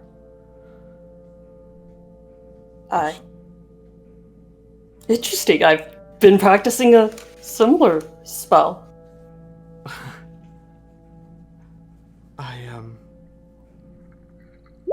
I would never stop you from your journeys.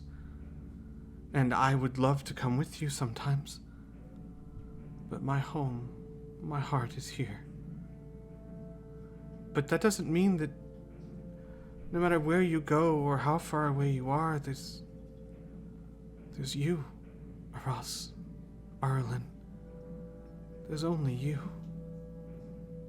You would be okay if it wasn't... Well, I mean, when we talked before,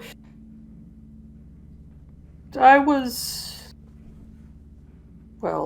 didn't value myself, and I was more than happy to play a lesser role, I guess. And She I kind of would just... say the sidekick to what? to your plans. I had at one point said that I would be there to help you. And I found my own path. And, I mean, I know what I want in the future. I guess I don't know how to get there. You know, you were the one that always had the idea, and I'm the one that came up with a plan. She smiles, takes your hand. We have a very dangerous task to complete. But when we do it, we'll stand side by side as equals and as Shawanti. I will go home to my people a hero. And so will you. And then we can discuss the future as equals. Yes. I'm looking forward to that one day. And I'm glad that I know you have something that you're working on, and whenever you're able to talk about it, I'll be here ready to listen. But I'm not happy the way things happened, that you felt, well, feel like your family was always the most important thing to you. No matter what, you couldn't risk that until, well, today. And I'm not happy about the way it happened, but I am glad that I'm here to help free you. She nods and looks down at the ground. I've always been a coward. Sometimes, to get over your cowardness, you have to give yourself no option but to jump.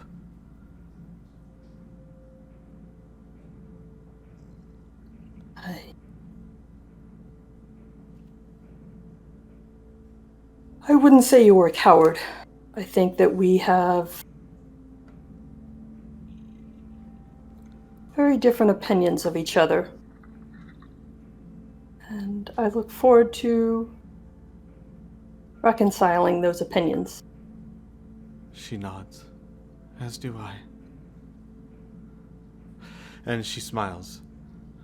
It's kind of freeing, actually, knowing there's no turning back, knowing that the only thing you can do is go forward.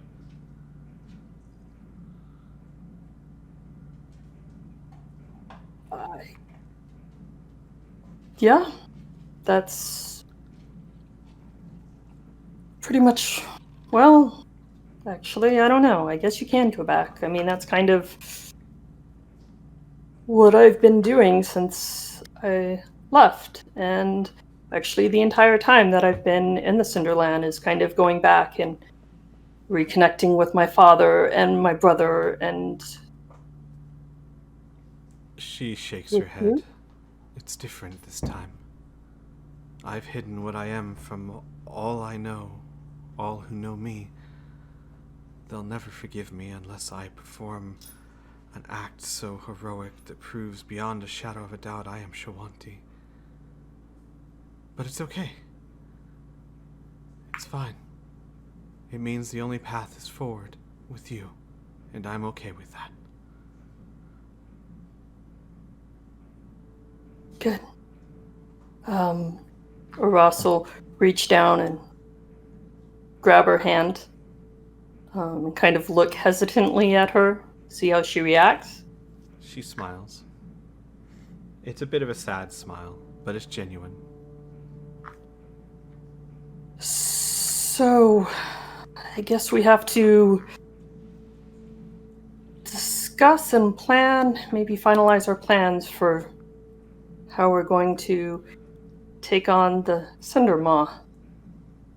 Did you get that item you needed? She holds up a hand, and you see a jet black onyx ring on one of her fingers. I did. Once I get inside, I can activate it and transform to the ethereal plane, and then just walk out. I mean, it's not exactly how they did it in Legends, but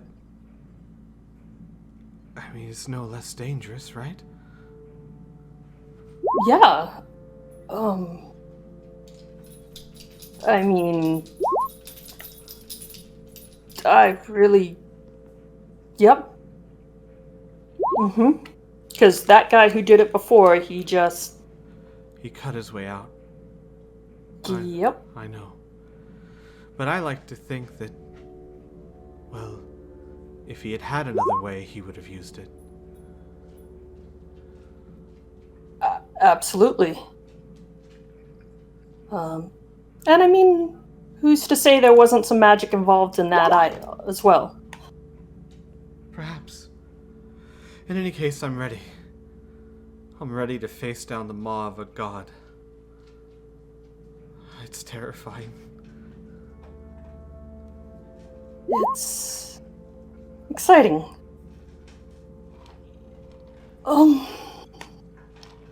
So I guess we should go in and speak to the others? Yes, I'd like to see this mansion that does not exist.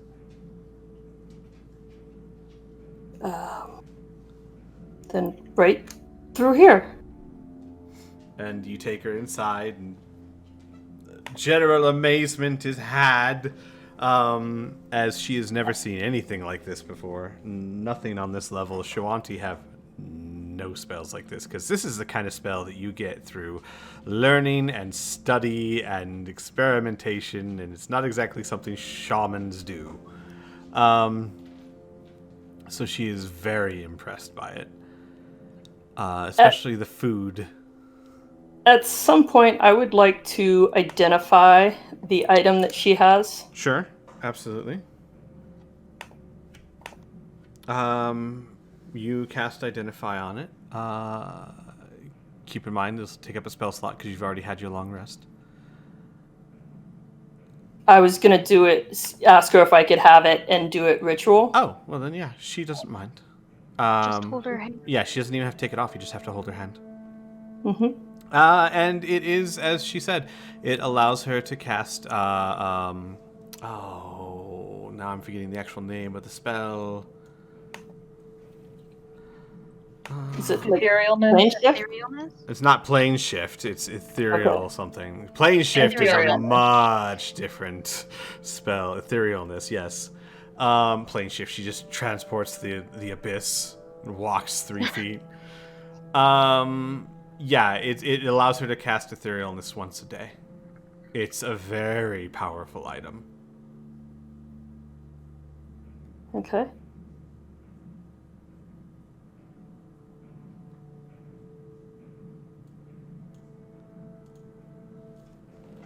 All right. And so it is just one person, right? Just her. Just the wearer. Okay. Mm-hmm. Okay, that's what I wanted to know. So, you all go inside. You all see Satomi again. Satomi nods to each of you. Hello.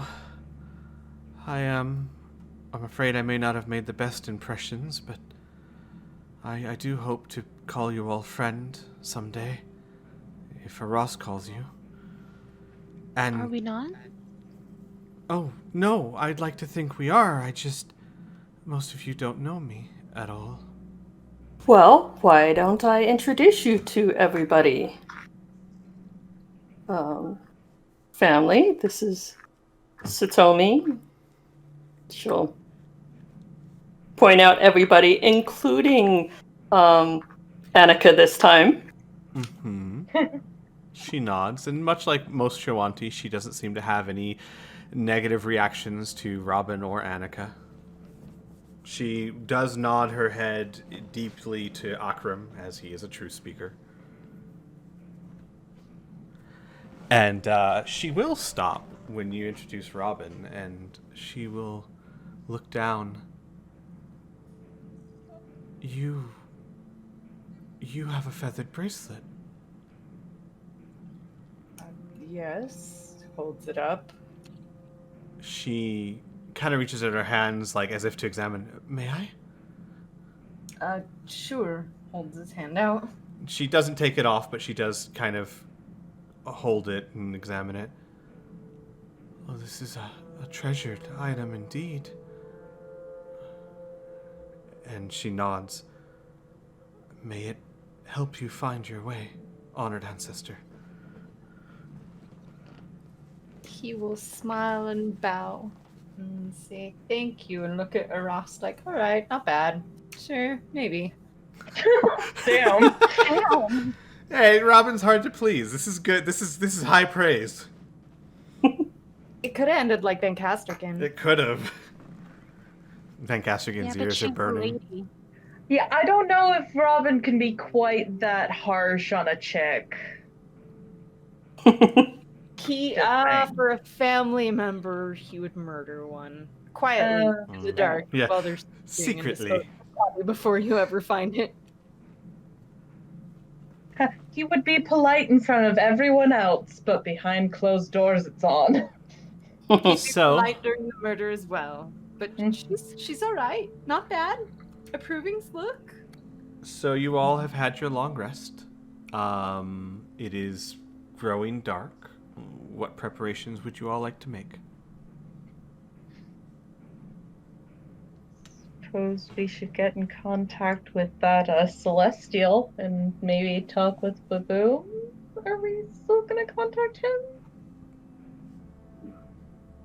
Yes. I wanted to see about. Oh gosh, now I don't remember what it was. But Moiri wanted some incense. Mm-hmm. Yeah, I needed Yeah. some for Legend Lore.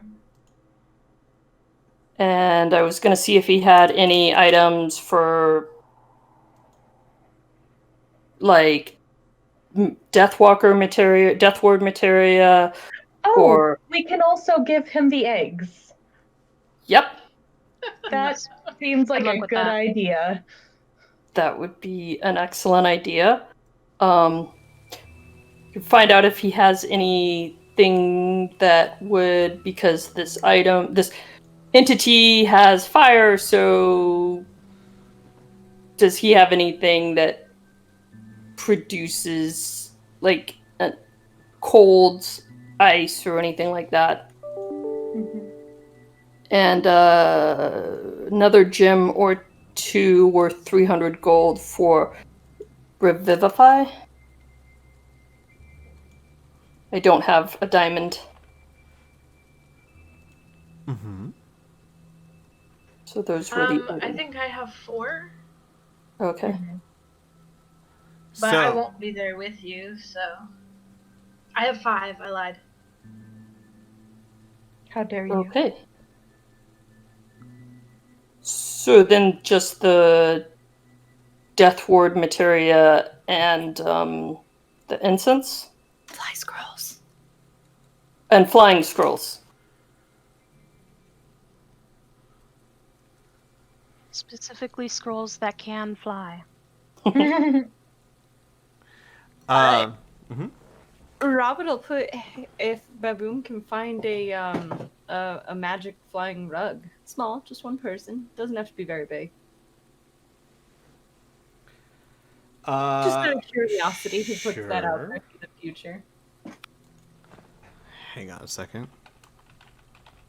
I have to figure out if he has that and how much that would be, but it certainly sounds like something he would have, especially a baboon. So you guys want to go visit him first, yes? Mm-hmm. So you open the door, and who's going to go visit him? Because you can go to his shop We're now. rolling So the eggs in first. yeah. Amelia has to stay in the mansion. Mm-hmm. You roll the eggs in first, and you hear a cry of surprise. Oh my! Oh, Murray, I didn't see you. Wow, those are really, really big eggs. Brunhilde is like just starry-eyed. Where did you find them? They're not mine, thankfully. Wow, that's huge. They're rock eggs. Hopefully they should go to someone for a pretty penny. Wow. But Baboom! Baboom! Well, there's eggs!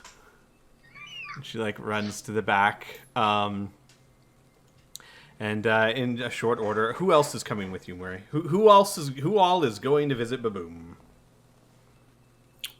Ross will go and bring Satomi. Look at all the cool stuff. Satomi looks around and looks very impressed by it. It looks amazing. She's like, wow, this is wonderful.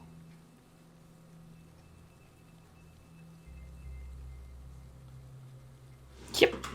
He is a very helpful and handy merchant. I mean, why go to a merchant store when you can bring the merchant and the store with you?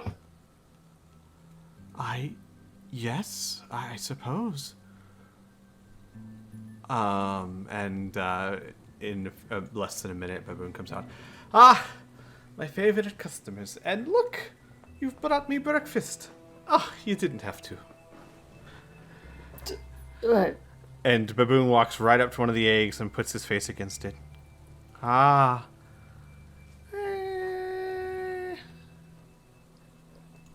It's a rock I have egg. absolutely no idea what this is.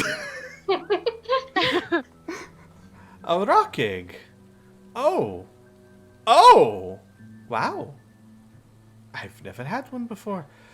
Those are very rare. Oh, such fine delicacies. Are you in the market for selling them? Well, we didn't. I don't think we have much use for them. I think the plan was to sell them. I don't know. Are they useful for anything besides eating? Well, I mean, I suppose you could try to grow one and train it, but I've heard stories of that in the past. It never ends well.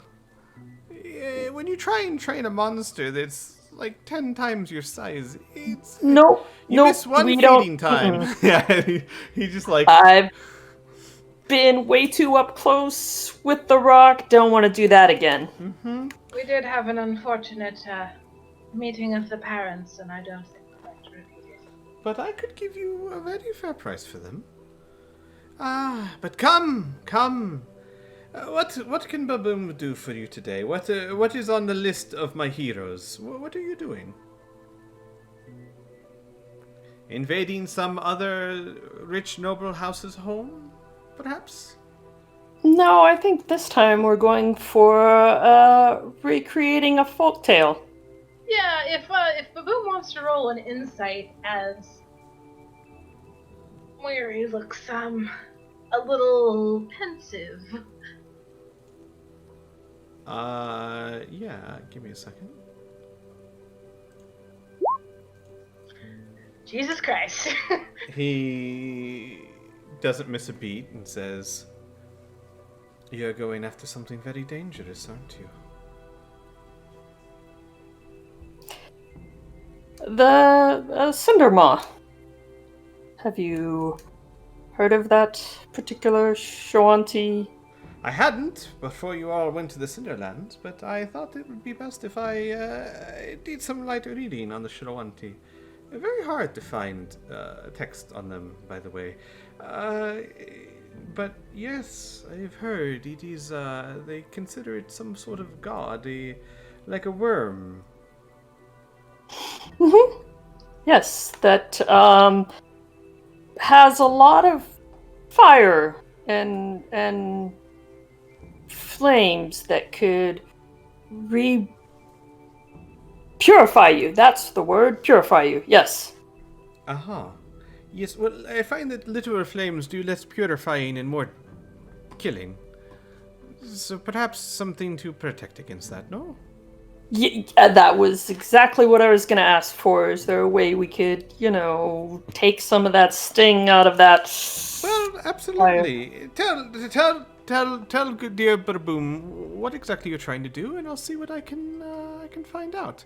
And you don't need to recite everything. What would you tell him? Would you tell him what you're planning on doing, or are you leaving details vague? Nah, I tell Boom everything and brainstorm with him for ideas of things that he might have that could help us. Well, you have a really good idea there with the meat. In fact, this could be very good. If you can draw Cinder Moth to you, I think there's a way that people could come with you and still be safe. I have the ability to cast something called a Layman's Tiny Hut. It takes me a little bit of time, but I could certainly do it, and anyone within it would be invulnerable to even one of the Cinder Moth. We could travel with you if you're worried about such things. You mentioned flying squirrels. I think this might be much more efficient. I cast the hut. We all who aren't going on the journey stay inside it, close by, in case you need us for something, and relatively safe to boot. Could it not just eat that? No, it can't eat Lehrman's tiny hut. Okay, well, we said it could eat rope tricks, so... Mm-hmm. It can eat a lot of stuff, but... The rope trick? No, what? No, when did we say that? Oh, well... I didn't say that. Were we not talking about casting rope trick inside of it? Before we would have the chance to get inside of the rope trick, it would eat us. Yeah. But if you can get inside Lehrman's tiny hut, that spell is designed for things like this. Unless Cinder Moth can cast Dispel Magic, you'd be perfectly safe. I can cast Dispel Magic. Can he do... What is that floating tensor disc? Yes, I have the ability to do floating tensor disc. Why do you ask? How long does that last? I believe an hour or so. Why? What are you thinking? Well, we wanted to bring some people with us, but we didn't want them to necessarily be walking on the ground, and, the worm might, attack them instead of us. So if they could float along and not touch the ground, I don't see why the worm would know they were there. I could certainly do such a thing. This would not be difficult. It would require me coming along, but I don't like watching Miri be so sad. I'd be more than happy to help. For the right price, of course. Oh, of course. And, to also cast the tiny hut, you'd have to come along as well, so... Indeed.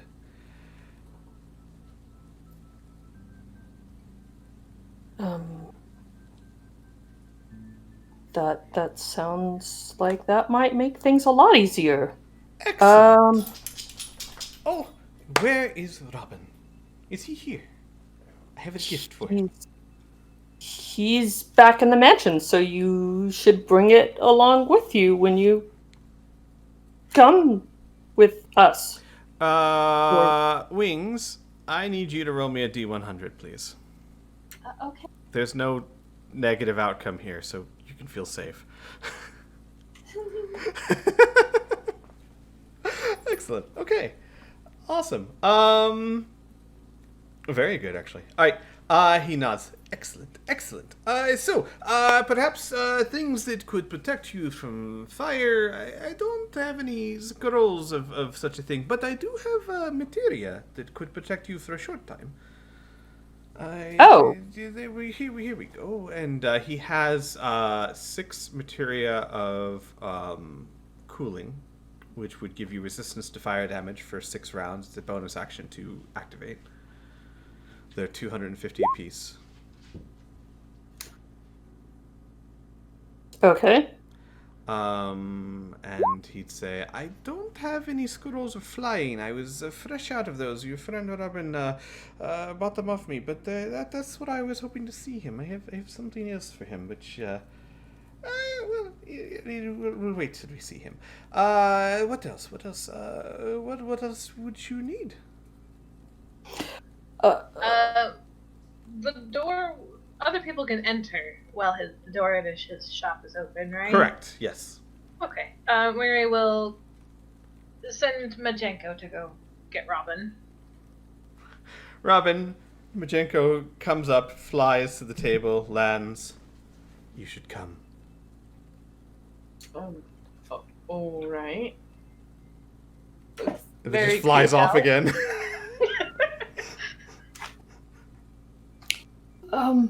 Yeah.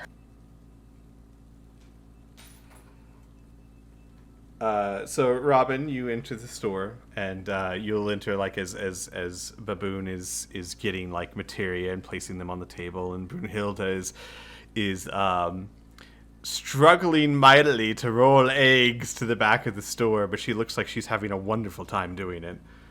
And he looks up. Ah, Robin, my friend, I have a treat for you.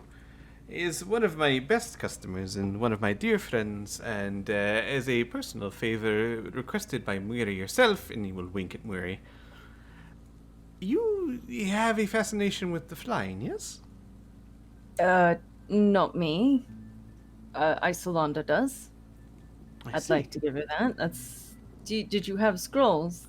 No, I am fresh out of scrolls, but I have something even better. If you can afford it, of course. And he rolls out something, and it is a 5-foot by 7-foot carpet of flying. This is a magical item. It will allow you to fly as much as you want, and you could even fly with Isolanda, as long as you're careful, don't fall off the side. It's not exactly the fastest. It's a bit slow, but faster than a person at least. And you could fly as long as you want. You could fly across the world if you had enough food for it. He stares at him for a second and then asks very, very flatly, "So, who do I need to kill?" Oh, had you met me 100 years ago. No killing necessary. Just gold. I deal in gold these days. It is, what? I would let it go for 15,000. It's a very special item. A large size, too. He whistles and sighs, and he sets down his backpack, and he says, "Well, I'm probably gonna have to work up to that, but to start," and he'll put down 3,000 gold. Well, I also have these two, and he'll take out 2 Salvatore paintings, one that reminds him of home, a tiny city in a field of darkness barely visible, and the other a symbol of mother. ooh, do you have, I might have to go look at my notes, do you have the value of them? I do not on here anymore. That's fine. I can go find them real quick. Got you. And Baboon says, "Well, and you did just give me the eggs. I could add that to the price if you guys wish. It is a gift for you, Robin, so to speak, but it's something that could help everyone. A carpet of flying, very useful." And he does like a little, like an OK sign. Yes, definitely take the egg value from that. Robin stands up and aggressively crosses the room and hugs Ross. You're welcome. She's just like patting him on the back, like, okay, thank you. He goes over and restocks the rug, kind of running his fingers over it, very happy. Give me a second while I find the values of the paintings. They were pretty expensive, especially for paintings.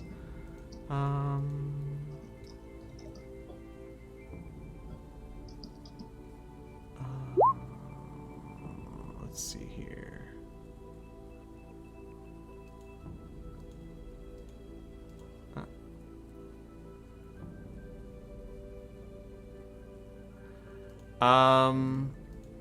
According to what I have here, one of them is worth 750 gold, and the other one is worth 400 gold. The city is 750, the symbol is 400.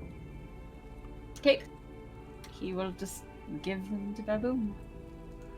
And Baboon will look at that and go, it's close enough. Between that and the eggs and the 3,000 and the paintings, that is close enough to 15,000. It's fine. It's good enough. May Isolanda have many joyous adventures.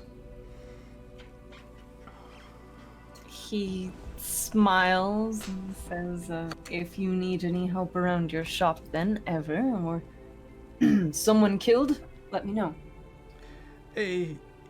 Yes. Perhaps a word, if you don't mind. He will bow and wait and follow when needed. Baboon will take you to the back room. No real favors or anything needed. Just if you could, well, you're probably already doing this anyway, but I can't always be there to make sure that Miri doesn't get herself killed. If you could do what you could, I would consider it a favor. We have a deal. And maybe more importantly, she has a ring on her finger. You've noticed this, yes? Nod. This ring is tied to something that she will have to deal with one day.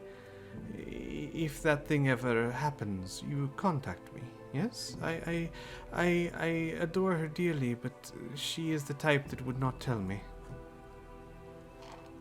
He nods. Is there something specific that I should be looking out for? Yes. That ring belongs to a very powerful vampire, and from what I understand, it will come calling one day. I would not like her to face that alone. He smiles and nods and says, and I'll help you with that as well. Sounds like something I'm familiar with. Well then. Perhaps, and he nods. Perhaps this is a bit too much then. And he will hand back the painting of the city in the dark. I do not like overcharging. He's so happy. He smiles so much he didn't want to get rid of that. He rolls it up and carefully puts it back in his bag and offers his hand to Baboon. Baboon shakes it.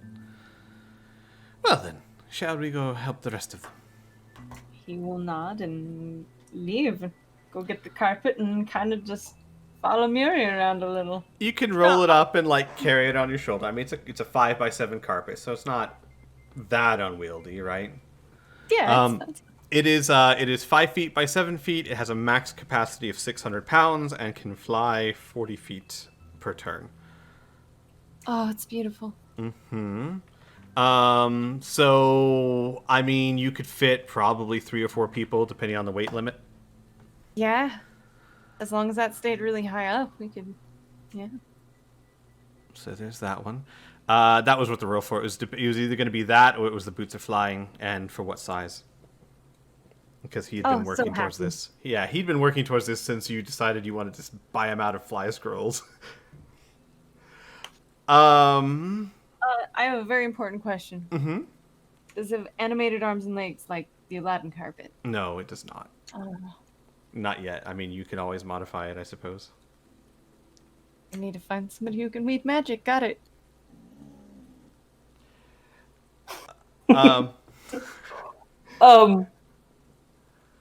Robin, your armor, can you use materia?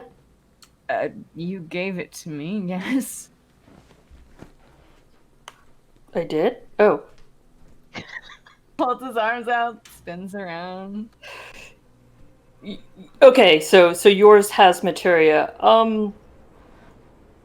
Satomi's armor. What is Satomi wearing for armor? She has just regular studded leather armor. Okay. Shawanti don't really know much about materia yet. So, she rummages in her bag and pulls out the +2 breastplate. Is that +2? Wait, is that right? +1 breastplate. Yep. Satomi, would this fit you? Could you use this? I know it's a little bit heavier. Let me check. I'm actually not sure if she can or not. Give me a second. As for that, she can. She can. I don't think bards can use medium armor. But you said she was also a fighter, Oh, right? no, she is. Yeah, so she can. Yeah. She is more fighter than bard, actually. So, yep, she can wear it. It's not exactly traditional, but yes, I could wear it. So I need to have materia, the little socket put in this. Boom. Of course, but I would need probably about a day to do it. I don't have the ability to do it myself. I have to go somewhere to get that done. Oh, okay, well, a day will take longer. But that's fine. We can do it. Well, maybe you should wear it, and then we'll give it to you, and you can put that socket in later. You wouldn't have any armor with a spot for materia. Oh, I have a few. Yes. What kind of armor are you looking for? Like medium? I have a hide shirt. With one for 520 gold. I do have a breastplate as well for 1300 gold. It's not magical, other than it has materia in it, but it would do. That'll work. That'll work for now. And do you have anything like a magical item that could, say, do like dimension door or theory on this? That is etherealness. No, that is a very rare type of magical item. But Dimension Door I might be able to get. It'd be very expensive. I don't have any. No. It is a very, very popular item. They do not last on the shelf. I understand. Anything that would help me get from, say, point A to point B quickly? Quickly? And he looks around. I do believe I have a materia that would help you be faster. Let's see. Roll me a D100 real quick.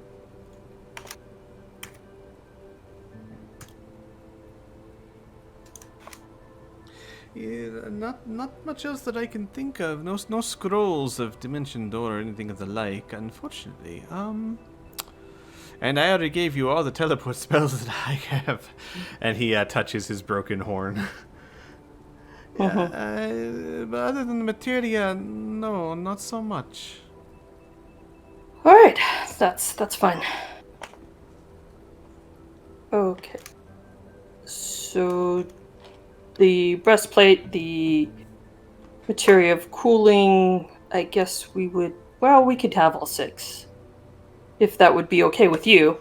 No, of course. What merchant would say no if someone wants to buy something? I don't want to buy you out if you...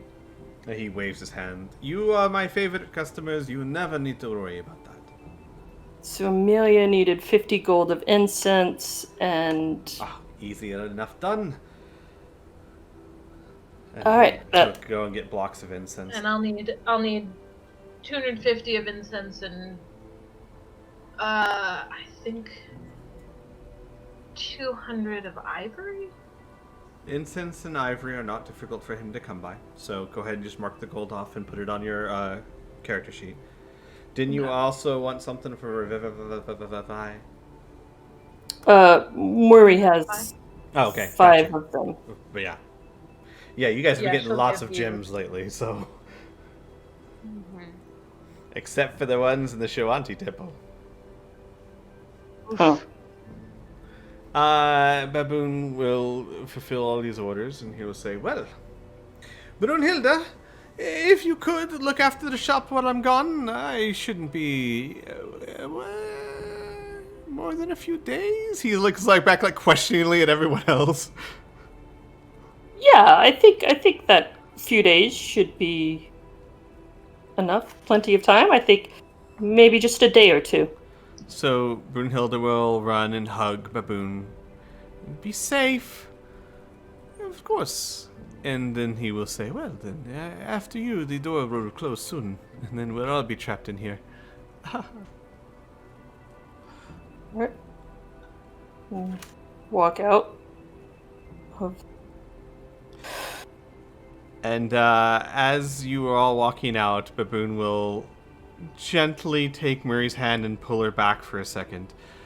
And very quietly, I hope you don't mind a small dishonesty on my part, mentioning that the present for Robin was on behalf of you. I thought you would have wanted such a thing. She shakes her head. It is, as always, appreciated. He nods. Of course. And then kind of motions for you to lead the way. She will do so. And you all go back into the mansion. Oh. Very nice taste. A little... He starts to say something. Nice. It's very nice.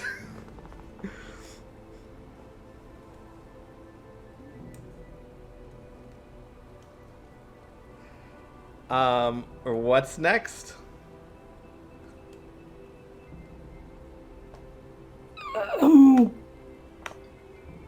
Well, I guess we... Did we want to do this now? While it's still cool out? Yeah, Mary will pass off Amelia's incense. I did mark that gold off my sheet.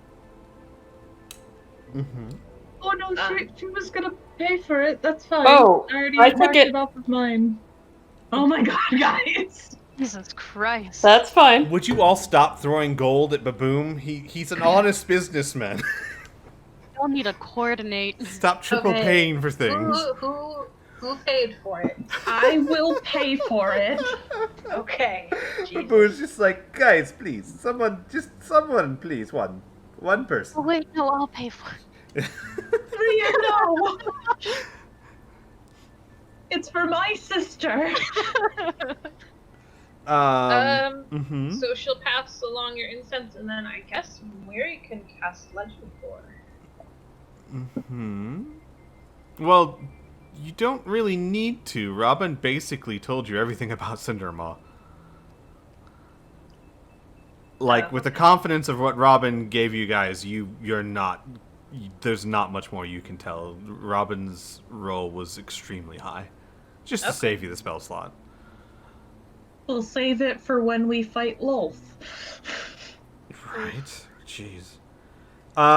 What about your planar ally? Yeah, I can do that.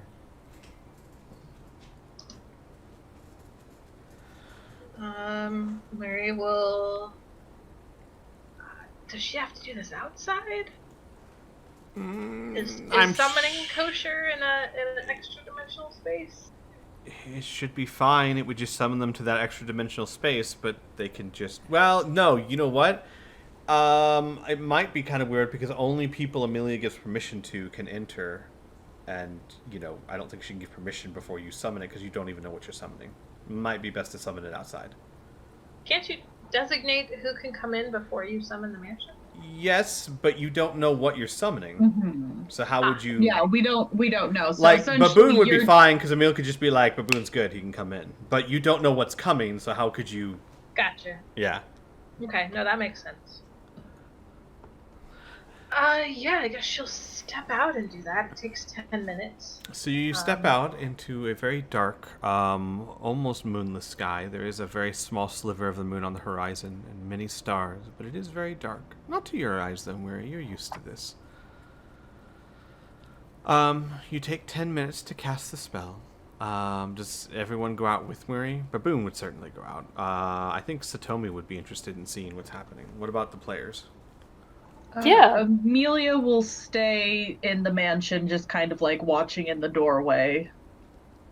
Since she kind of has to stay inside anyways, but she does want to be able to give permission for it to come in and stuff. Gotcha. Maybe. Yeah, So you Rhea spend- wants to see as well.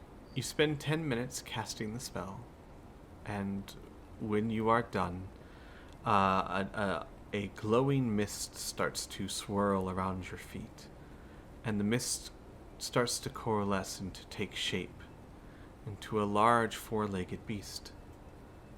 And within a few seconds, a unicorn is standing in front of you. It is white as snow, with a golden mane that looks like flowing liquid gold, and a golden horn that spirals up to the top. And on each of its hooves is another golden, liquid gold tuft of hair, and the tail to match. As you're all staring at wonder... I'm sorry, go ahead, Mary. Oh no, the first thing Mary does is kneel and bow her head. Robin goes back inside. He doesn't like them. I'm sorry, Robin. Baboon immediately gasps breath. A loon. And kneels. The unicorn looks around, looks to Mary. You summoned me. I just summoned Baboon's patron. Oh, I did, didn't I? I just summoned his patron. Oh, shit. I don't know. Oh, Jesus Christ. Yeah. Mary stays kneeling. And bowed.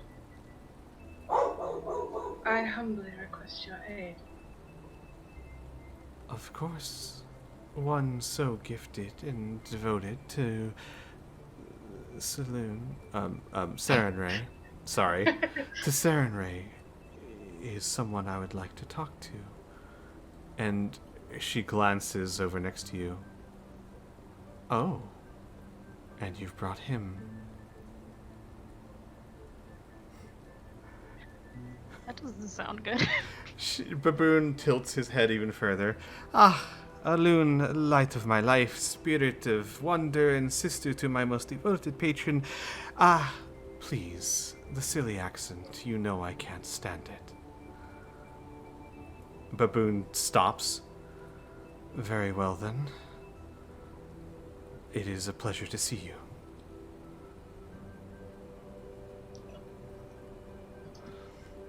And she nods. You are keeping out of trouble, I hope. I am indeed. Good. I'd hate to think my brother chose wrongly. And then she will turn back to Mary. You travel in interesting company. I would have it no other way. Yes, he does seem rather good at making friends, doesn't he? Well, what would you have of me, Mary, servant of Sarenrae?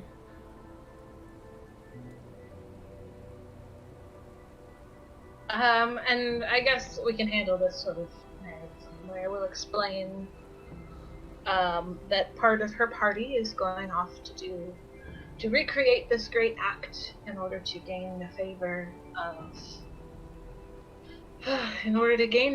the Shuanti, who are the keepers of the lore that they need to protect this city, country, plain, whatever. And this great act will require them going into much danger, which Mary can't follow them with. And She's not going to send the Celestial in to do that. She can't send...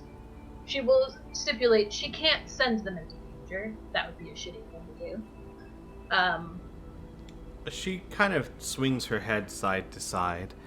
I do not need your sympathy, Murray. I am a servant of Sarenrae. If there is danger to be had, I will face it.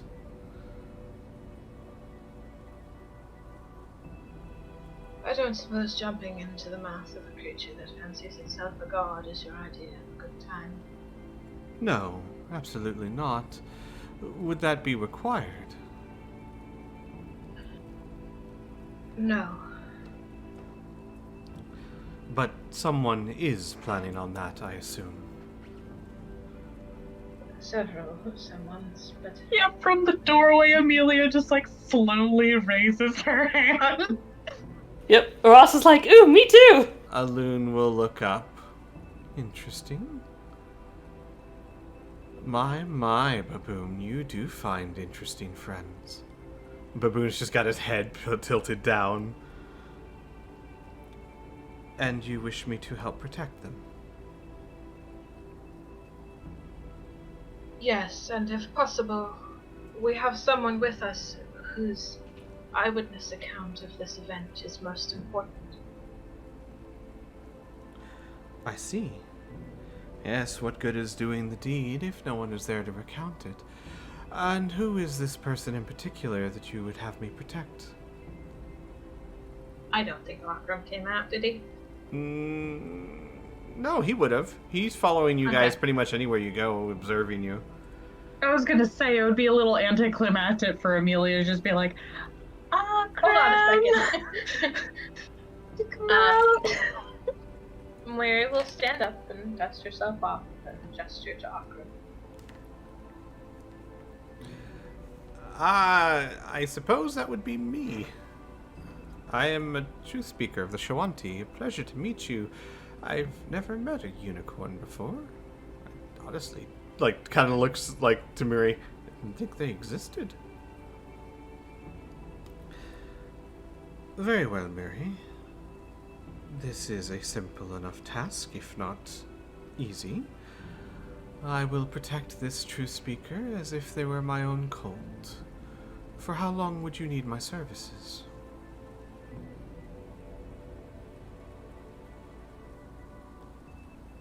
For as long as it takes for the deed to be done. I'm not I'm- entirely sure of time frame. I'm afraid that's not how it works. The terms must be agreed upon first.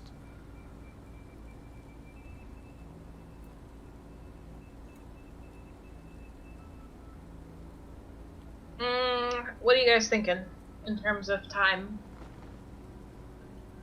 I was thinking like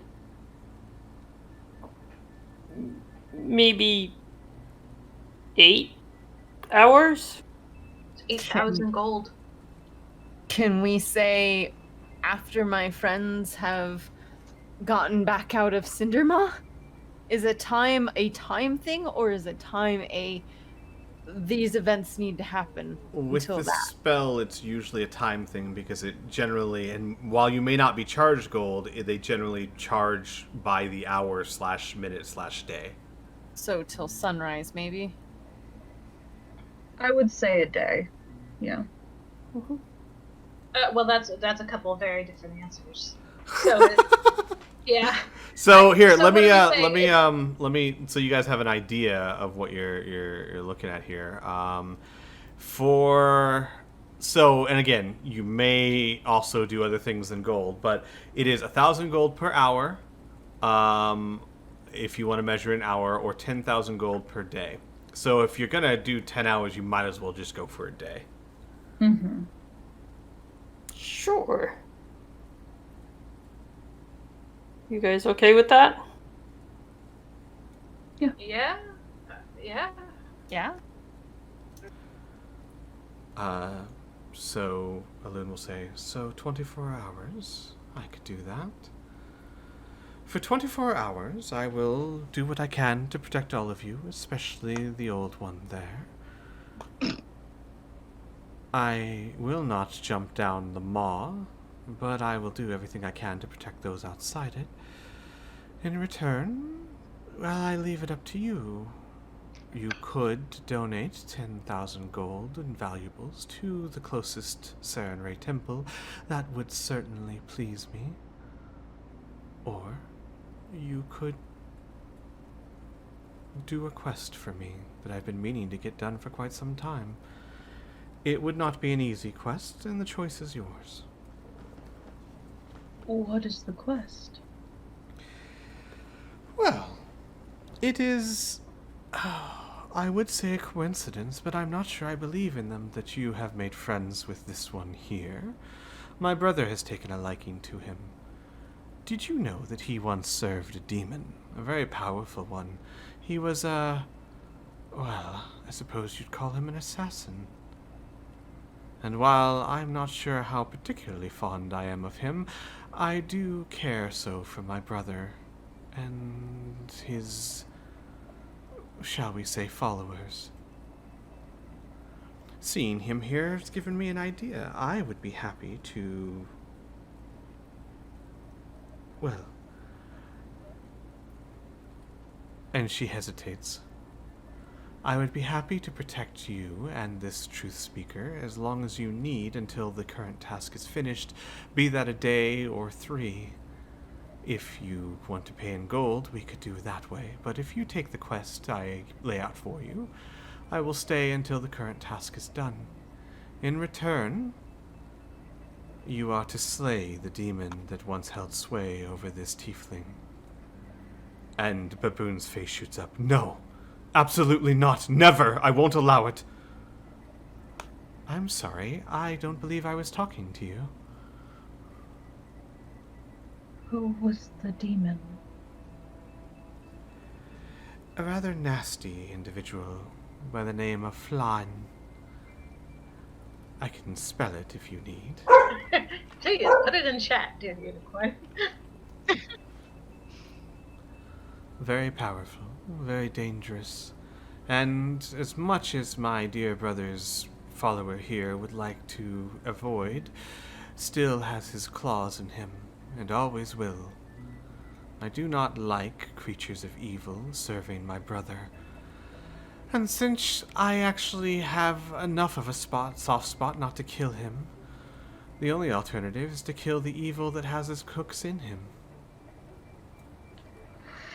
Would that be an Arcana check to know who the fuck this is? Sure. Yeah. 18? Anyone else want to, Would it only be Arcana or? Yeah, religion might also do it. 'Cause that's a lot better for me. Mm-hmm.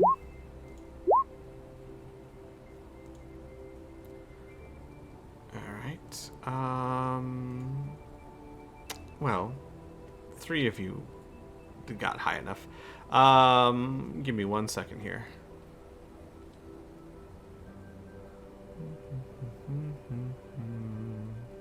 Sorry, I'm actually looking up a bit of information on what you would know.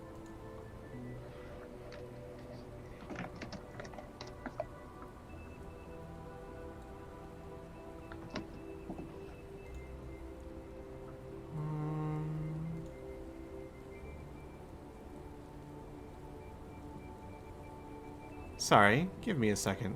This is all stuff I wasn't expecting to do tonight, so just bear with me.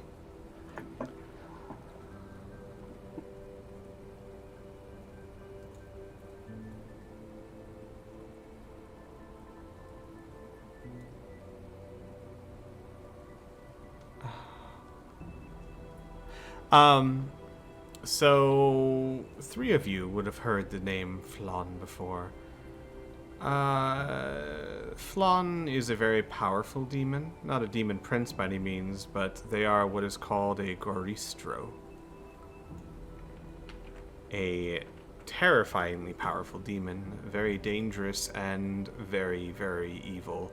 They delight in the torture of others, though that's not unusual for demons. They resemble a fiendish minotaur that towers over 20 feet tall. They sometimes, or they tend to possess a natural cunning when navigating labyrinthine passages and shifting corridors, and love to pursue foes in terrifying hunts.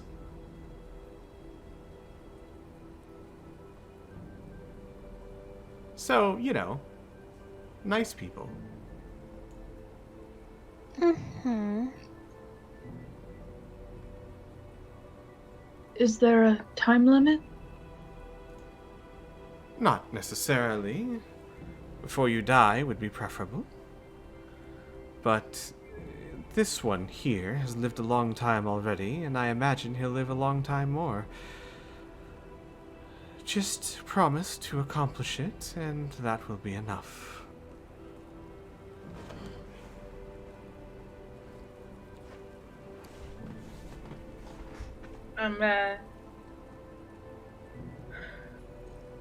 We will think about this for a minute. Baboon goes to you. Mary, you don't know what you're being asked. You don't know what they're like, what they'll do. Please, no.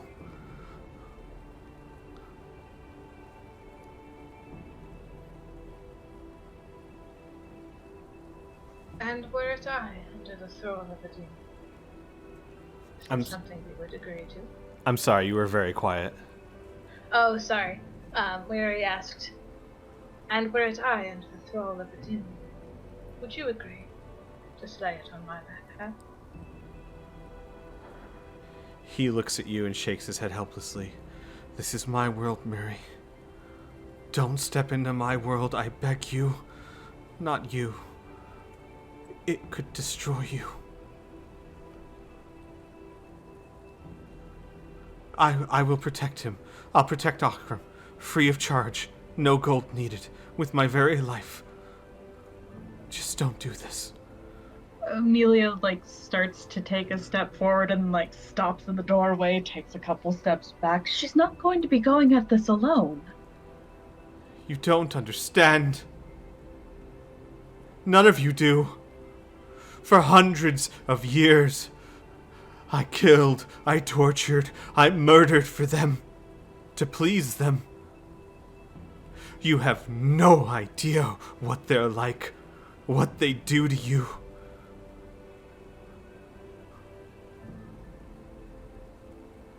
All the more reason for you to be free of it.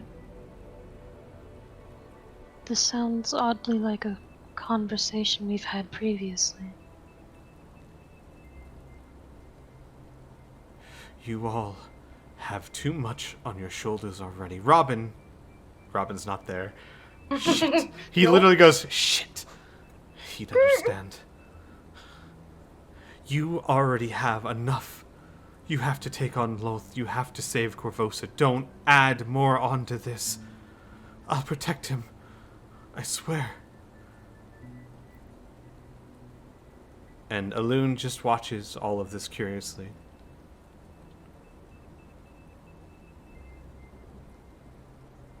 And, Mary will lean out and lay a hand on his shoulder.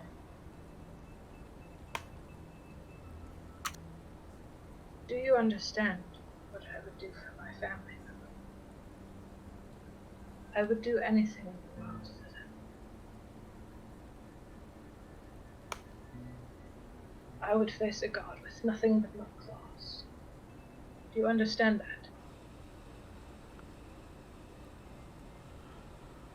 I was afraid you'd say that. But Murray, you don't understand.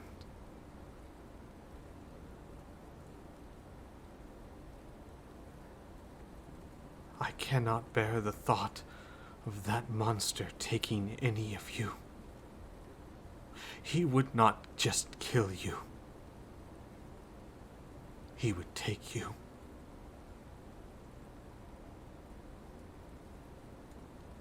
I have hidden for a long time, and I can continue to hide forever if need be.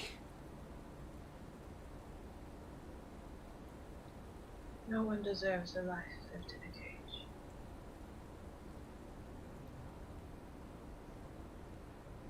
He shakes his head. Damn you. Damn you and your stubborn. Do what you want. And walks away.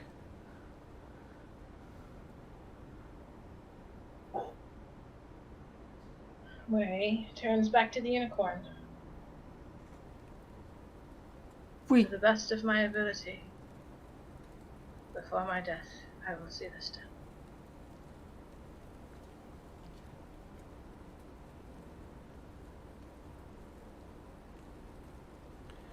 Alun nods. Ross, I don't know if you were going to say something, but she said it. Yep, I stopped because Gotcha. of that. Well then. Our pact has been made. An agreement signed. Mary closes her eyes, takes a deep breath.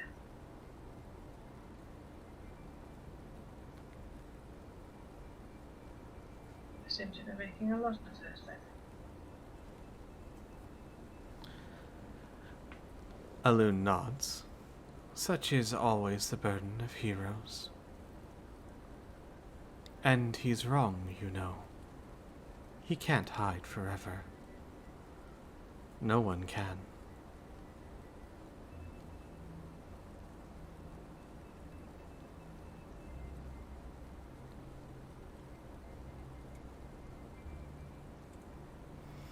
Well, unless anyone has anything else, I think that's actually a good place to end the session. Not enough time to take on Cinder Moth now.